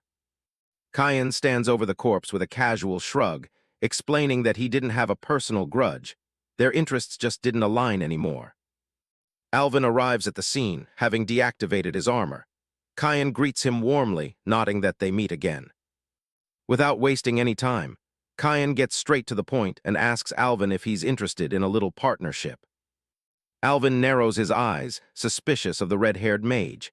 He asks what kind of work they could possibly do together. Kyan lays out his terms. Alvin needs to use the reformist faction's power back in the capital to ruin his mentor, Lucius Sulla, and send him into exile. Alvin crosses his arms, unimpressed. He wants to know exactly why Kyan is willing to sell out his own teacher. Kyan admits his ambition. Once Lucius is desperate to return, he'll need help, and Kyan will use that leverage to reach the fourth tier of power. He keeps explaining that seizing this opportunity is the only way he can advance his own magic. Alvin weighs the offer, asking what Kyan is bringing to the table in exchange for such a big favor. Kyan promises to deal with the spies within the reformist group, ensuring that Lucius stays in the dark for days. He adds that if the royal family sends an escort for them, they'll be guaranteed a safe passage back to Aiven. Alvin cracks a smile, liking the sound of Lucius Sulla meeting a miserable end. He agrees to the deal. Kyan turns and walks back into the forest, leaving Alvin with the hope that he can actually deliver on his side of the bargain. Alvin watches him go, realizing that Kyan understands Frey's self-sacrificing nature far better than he expected. He finds himself wondering what kind of history those two actually share. Back at the tavern, the atmosphere has completely shifted. The villagers are cheering and playing music, celebrating their victory over the ghouls. Frey, however, isn't in a partying mood. She knows they need to get back to Aiven immediately before things get worse. She sits at a desk, hastily penning a letter. She plans to send it to a nearby temple so they can alert the royal family. She explains that her younger brother, Otto, will know how to get a message back to her. Then she calls for her familiar. A golden ring of light manifests in the middle of the room, humming with magical energy. Socks, the massive golden dog, leaps through the portal with an excited bark, ready for duty. Frey kneels down and carefully attaches the sealed letter to the dog's collar. She gives Socks a stern look, telling him to deliver it to the temple and to stay quiet about their location to everyone except Astolfo. Socks gives her a reassuring woof, letting her know he understands the mission. Peace returns to the small town for the moment as the morning sun begins to rise over the inn. Inside, Alvin is catching up on some much-needed rest, lounging on a wooden bench with his arms behind his head. The quiet is broken when a young man with wavy pink hair cautiously peeks into the room. It's Otto, and he doesn't look happy. He stares Alvin down, demanding to know what his relationship is with his sister. Otto marches into the room with a couple of armored guards, frantically asking where his sister is hiding. Frey steps out from behind a bookshelf with a playful smile, letting little Otto know that she's right there. She introduces Alvin to the flustered boy, telling him that this is the man she's been traveling with. Otto huffs, ignoring the introduction. He tells Frey to stop messing around, pack her things, and get into the carriage. Outside, a sturdy brown horse waits patiently, hitched to a luxury carriage. Alvin and Frey sit across from each other in the plush interior, both silent as the reality of their return to the capital sinks in. One of the knights takes the reins and snaps them, urging the horses forward as they begin the long trip home. The horses gallop down the forest path, pulling the carriage at a breakneck speed towards their destination. They soon reach the massive stone gates of the capital city, Aiven, where guards in gleaming armor stand at attention. In the heart of the city, the grand towers of the palace rise into the clear blue sky, a symbol of royal power. Inside a lavish chamber, Freyja kneels by the bedside of her ailing father, King Goldsmith.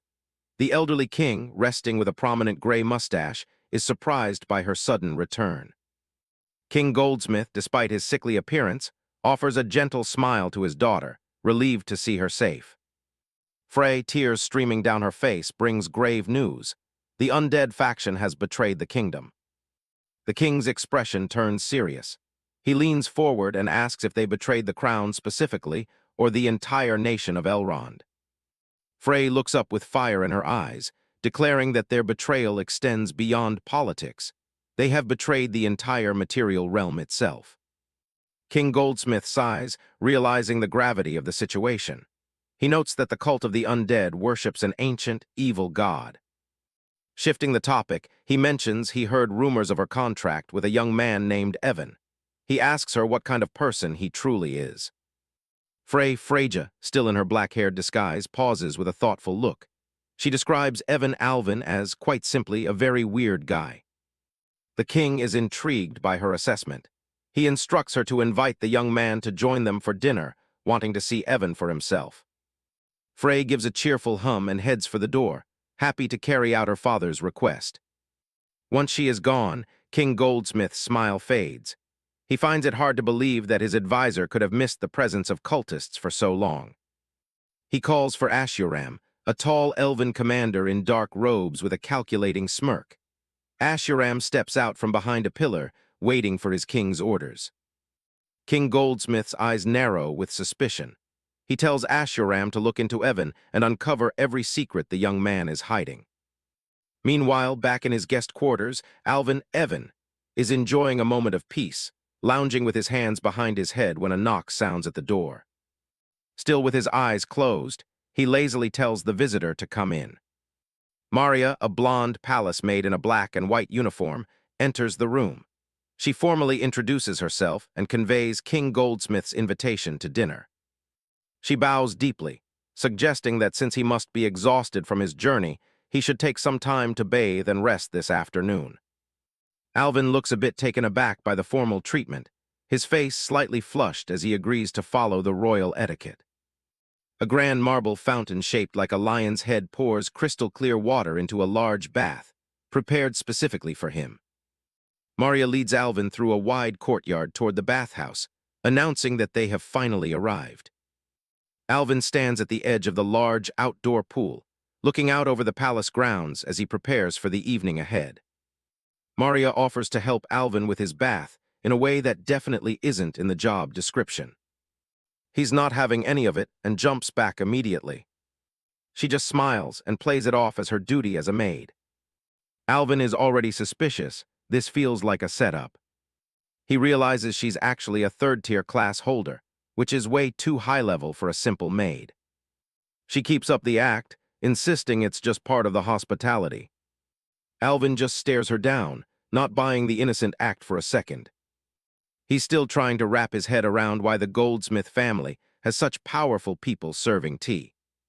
Maria smirks, realizing he saw right through her little performance. She decides to call it a day and leaves him to his rest. Aiven sits alone, wondering what other tests they have waiting for him.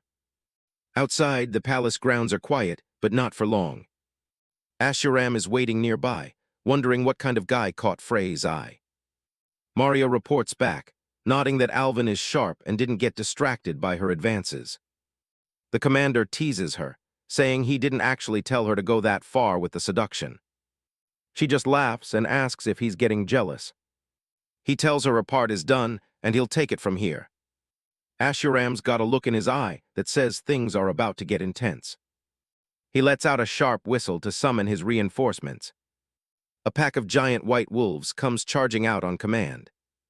Welcome to the Aivenmore Royal Palace, where nothing is quite what it seems. Aiven checks himself in the mirror and notices his hair has turned completely silver. He's looking more like the game's legend every day. He walks into a room and realizes he's not alone. A massive wolf is already snarling at him.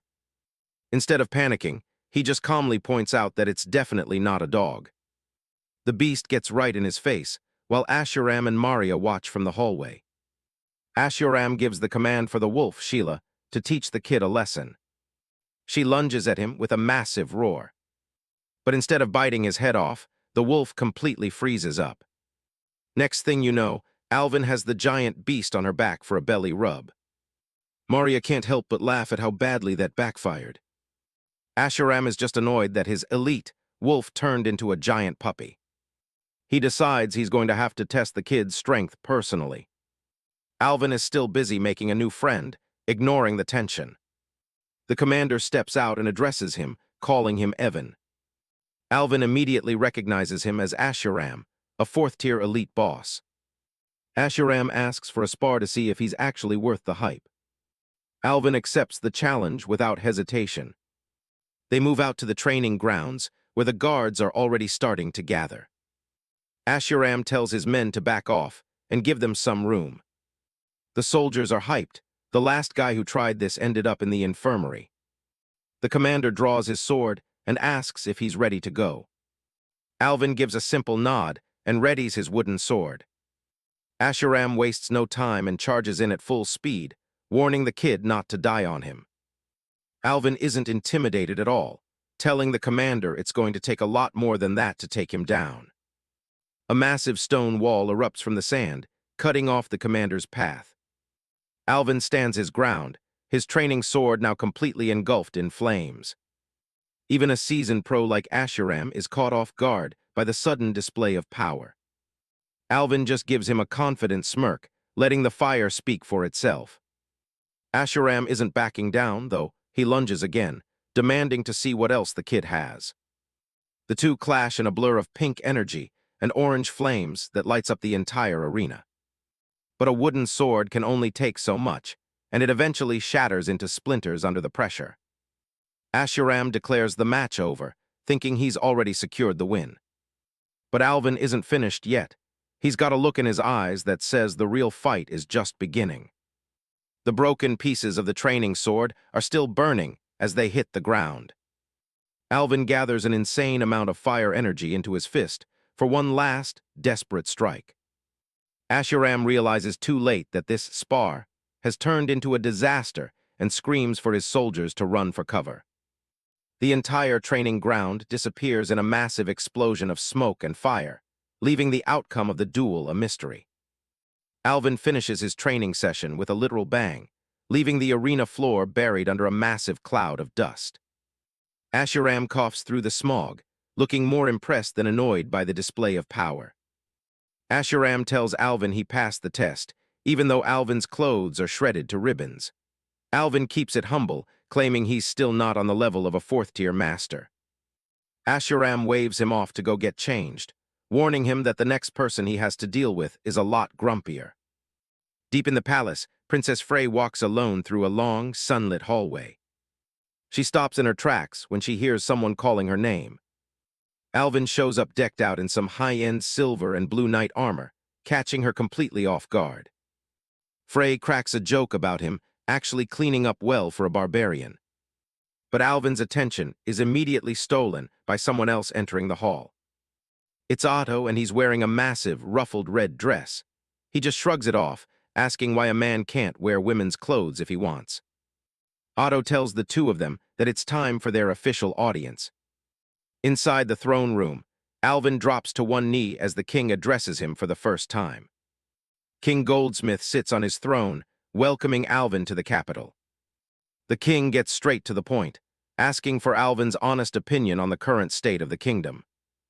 Aiven takes a second to think before he speaks. The king encourages him to be blunt about what needs to change. Aiven's answer is short and to the point: reform. Meanwhile, far away from the palace, a lone stone tower stands under a crescent moon. A cloaked man climbs the dark spiral staircase within. Inside a dimly lit room, a single candle flickers against the shadows. The apprentice reports that the princess and the silver-haired barbarian have officially arrived in Ivanmore. He holds a mug of toxic-looking green liquid that's constantly steaming. Lucius Sulla takes a sip, looking completely unbothered by the glowing brew.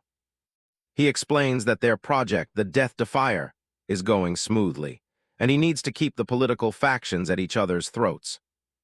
Lucius is confident that once his undead colossus is complete, the royal family won't have a choice but to surrender.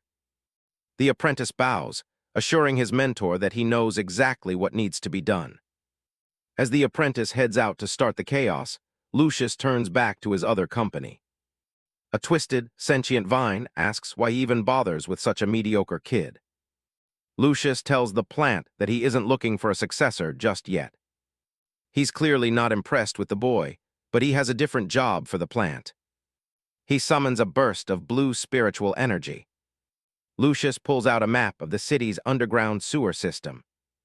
He points out specific locations where he wants spell marks placed throughout the tunnels. Willow Dithia blooms into her floral form, laughing at his ambition to make an enemy of the entire world. Lucius just gives a dry huff in response. Back at the main hall of the royal palace, the moon hangs high over the spires. King Goldsmith talks about how the new generation will push the kingdom into a brand new era. He looks directly down at Aiven. Aiven looks back up, his eyes sharp and focused. The king is fascinated that Aiven's body contains mana reserves that shouldn't even be possible for his rank. He notes that Aiven is already showing signs of breaking, past the limits of a normal human. The king asks if Aiven knows what people like him were called 1,000 years ago. The king officially declares Aiven as the seed of perfection, a legendary potential that hasn't been seen in ages. Aiven repeats the title under his breath, looking skeptical about the whole thing. The king explains the tiers of power, moving from transcending instinct to transcending the soul. He goes on to describe the peak of power, the 5th tier, where a warrior achieves actual perfection. Aiven remembers reaching that level in the original game, but something about the king's description feels off. The king lets out a tired sigh, admitting that the future of the world belongs to the youth.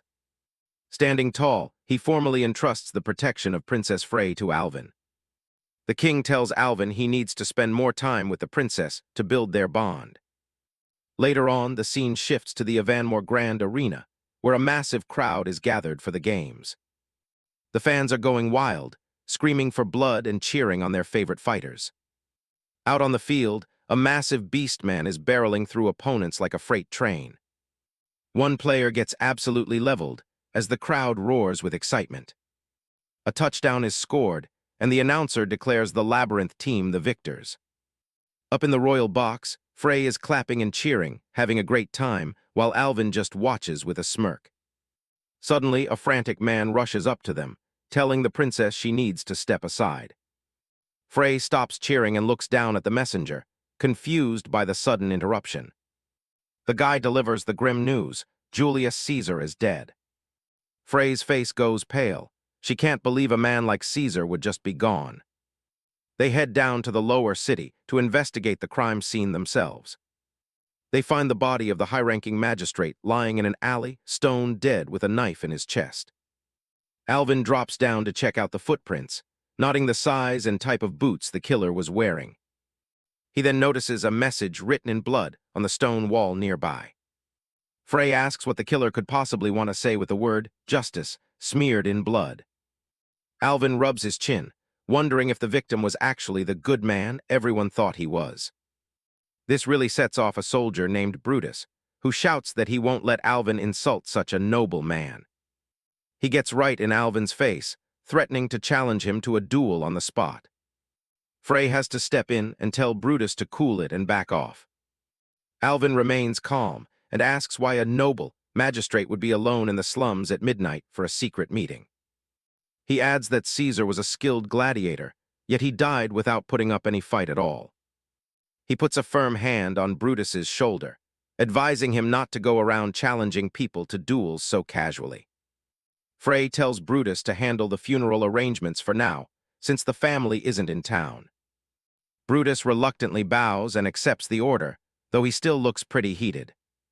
Once he's gone, Frey admits the whole situation is incredibly bizarre. Aiven warns her that this death is going to start a massive war between the political factions. He's convinced that Caesar was hiding a secret that finally caught up to him. Frey wonders if he was secretly selling out to the conservative faction. But Aiven points out there's a third player in the game, the undead faction. He brings up the time someone from that faction delayed a message to help them arrive safely. He reasons that the undead faction would have eventually suspected that mole.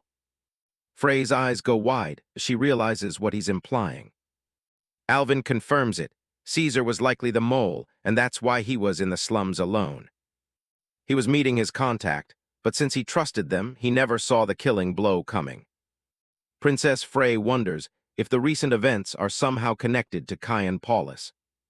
Deep within the Schönbrunn Palace, guards stand watch outside the Demon King's private chambers. Ashuram approaches the resting King Goldsmith to deliver an urgent report.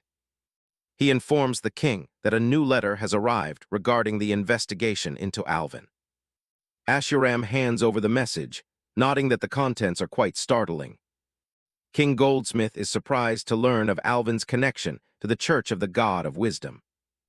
Meanwhile, Alvin is busy working in the palace's alchemy laboratory. He uses his abilities to reshape mana into a complex new form.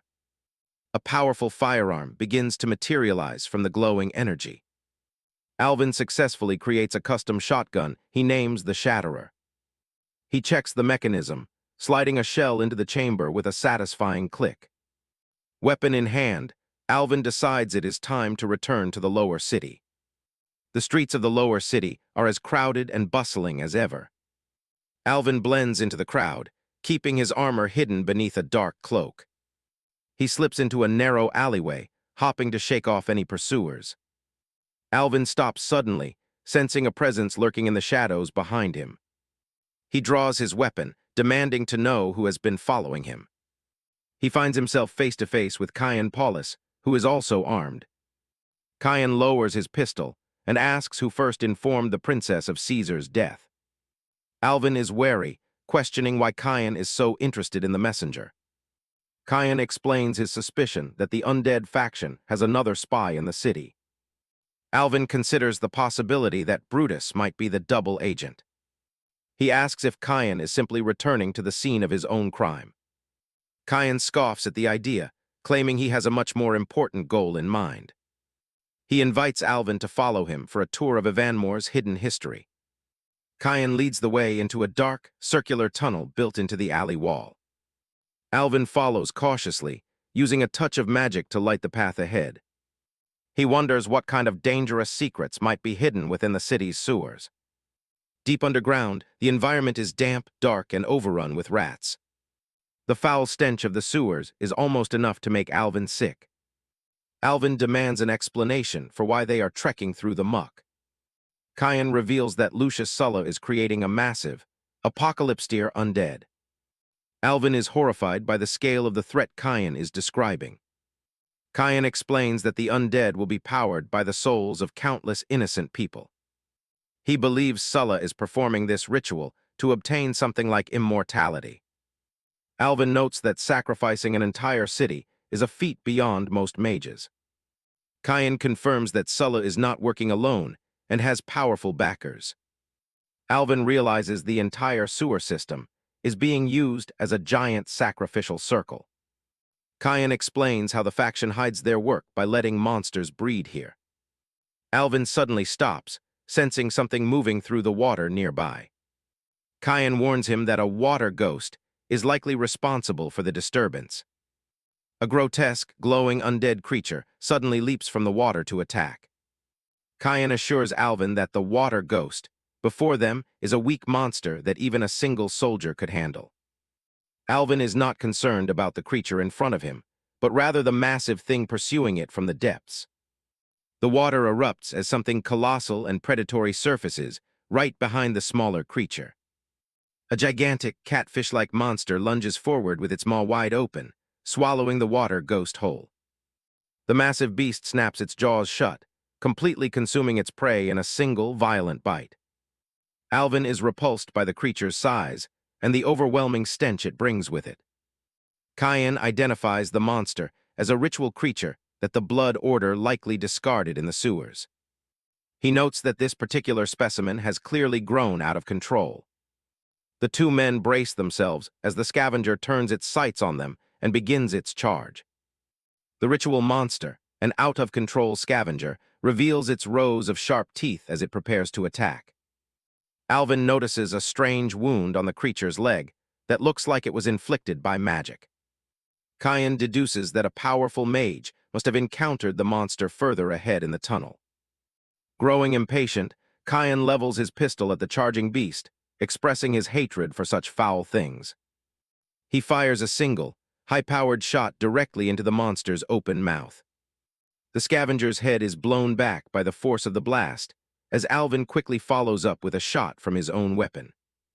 The massive creature collapses into the murky water, its lifeless body creating a large splash. Caian warns that the noise from their weapons will surely alert anyone else hiding in the sewers. Alvin looks ahead, his senses sharpening as he detects a new presence nearby. He confirms that there is a distinct mana signature emanating from deeper within the tunnel. Two silhouettes appear in the distance, illuminated by a faint light. Aiven quips about their sudden popularity, as he counts at least a dozen more enemies approaching. The water churns violently as numerous creatures begin to emerge from the shadows. A group of towering wooden treants, glowing with a malevolent green energy, steps into view. Kyan identifies them as summons from a druid, leaving Aiven to wonder what they are doing in a place like this. A massive, menacing spirit form looms in the darkness of the sewer. Willow Dithia appears, finding it fascinating to have a chance encounter in a place like this. She mockingly asks Aiven if he's ready to experience the path of nature. Willow turns her attention to Kyan, calling him a gloomy guy with hair like dried grass. Aiven isn't playing along. He lists off her titles as a fallen druid and cultist, identifying her as Vero Dexia. He gives a flat refusal, while Kyan whispers a warning that she's at least tier 3. Willow's eyes glow with a dangerous light, as she warns them not to make her angry. She raises a hand, and massive vines burst out of the murky water. The thick vines surge forward, surrounding the two intruders. Kyan reacts quickly, aiming his glowing staff to counter the attack. He unleashes a nether detonation, lighting up the tunnel with a massive explosion. Aiven stands unmoved by the blast, sparks of mana crackling around his hand. He slams his fist into the brick wall, shattering it instantly. Aiven activates his core ability, World Reshape, to manipulate the environment. Jagged stone armor forms over his body, giving him a heavy, reinforced look. When a vine strikes, Aiven catches it midair with a firm grip. He lets out a shout, ready to take the fight to the druid. Aiven charges across the water, dodging the lashing vines as he closes the gap. Willow admits he's proving to be a bit more tricky than she expected. She summons a line of floral plant monsters to hold him off. The monsters tower over Aiven, releasing a thick golden mist into the air. Aiven immediately realizes the gas they're emitting is poisonous. Willow smirks, confident that no one can survive inhaling that much pollen for more than 30 seconds. Unfazed, Aiven grabs one of the plant monsters right by the head. Willow is shocked to see he isn't affected by the toxins at all. Aiven knows he's fine. His third lung modification makes filtering this level of gas a breeze. A sharp blue energy arc cuts through the darkness. He slashes straight through the plant monsters, showering the area in green ichor. Aiven pushes forward through the debris, eyes locked on his target. Kyan provides backup, leveling his pistol for another round of magic attacks. Aiven thinks it's ironic that a future backstabber like Kyan is actually a decent ally for now. Willow is genuinely surprised to see two low-tier opponents putting on such a show. She decides to play a little longer and starts manifesting a massive spirit form. A giant horned silhouette appears behind her, glowing with green energy. Aiven recognizes the spirit body and knows she's getting serious. Willow declares this her ultimate trump card, Transcendence of the Soul. Kyan starts to panic, realizing she's used Oversoul to enter her doppelganger state. He urges Aiven to retreat, knowing they can't touch her until her mana is exhausted. Willow ignores the talk of retreat and asks if they want to hear her sing. Her giant spirit form chants an eerie song as it looms over the battlefield. Aiven has other plans. He raises his shotgun and starts blasting. He knows if he takes out Vero Dexia here, he can stop a major disaster before it even starts. Willow Dithia manifests her spirit form, reaching down toward the water with glowing, translucent hands. She watched with calm focus as her spirit hand effortlessly blocked Aiven's barrage of projectiles. Willow mocks them, declaring she's done playing around, while Kyan frantically tells Aiven they still have a chance. As Kyan turns tail and runs, Aiven just watches him go, calling him a backstabber to the very end. The druid smiles, calling upon eternity to descend and drench the world. She unleashes her power, and Kyan is caught completely off guard as the ground erupts. Before he can get away, a mass of thorny vines snags his leg. Kyan lets out a yell as he's yanked into the air, completely immobilized by the overgrown weeds. Willow gazes ahead, challenging Alvin to face the truest fears hidden in his heart.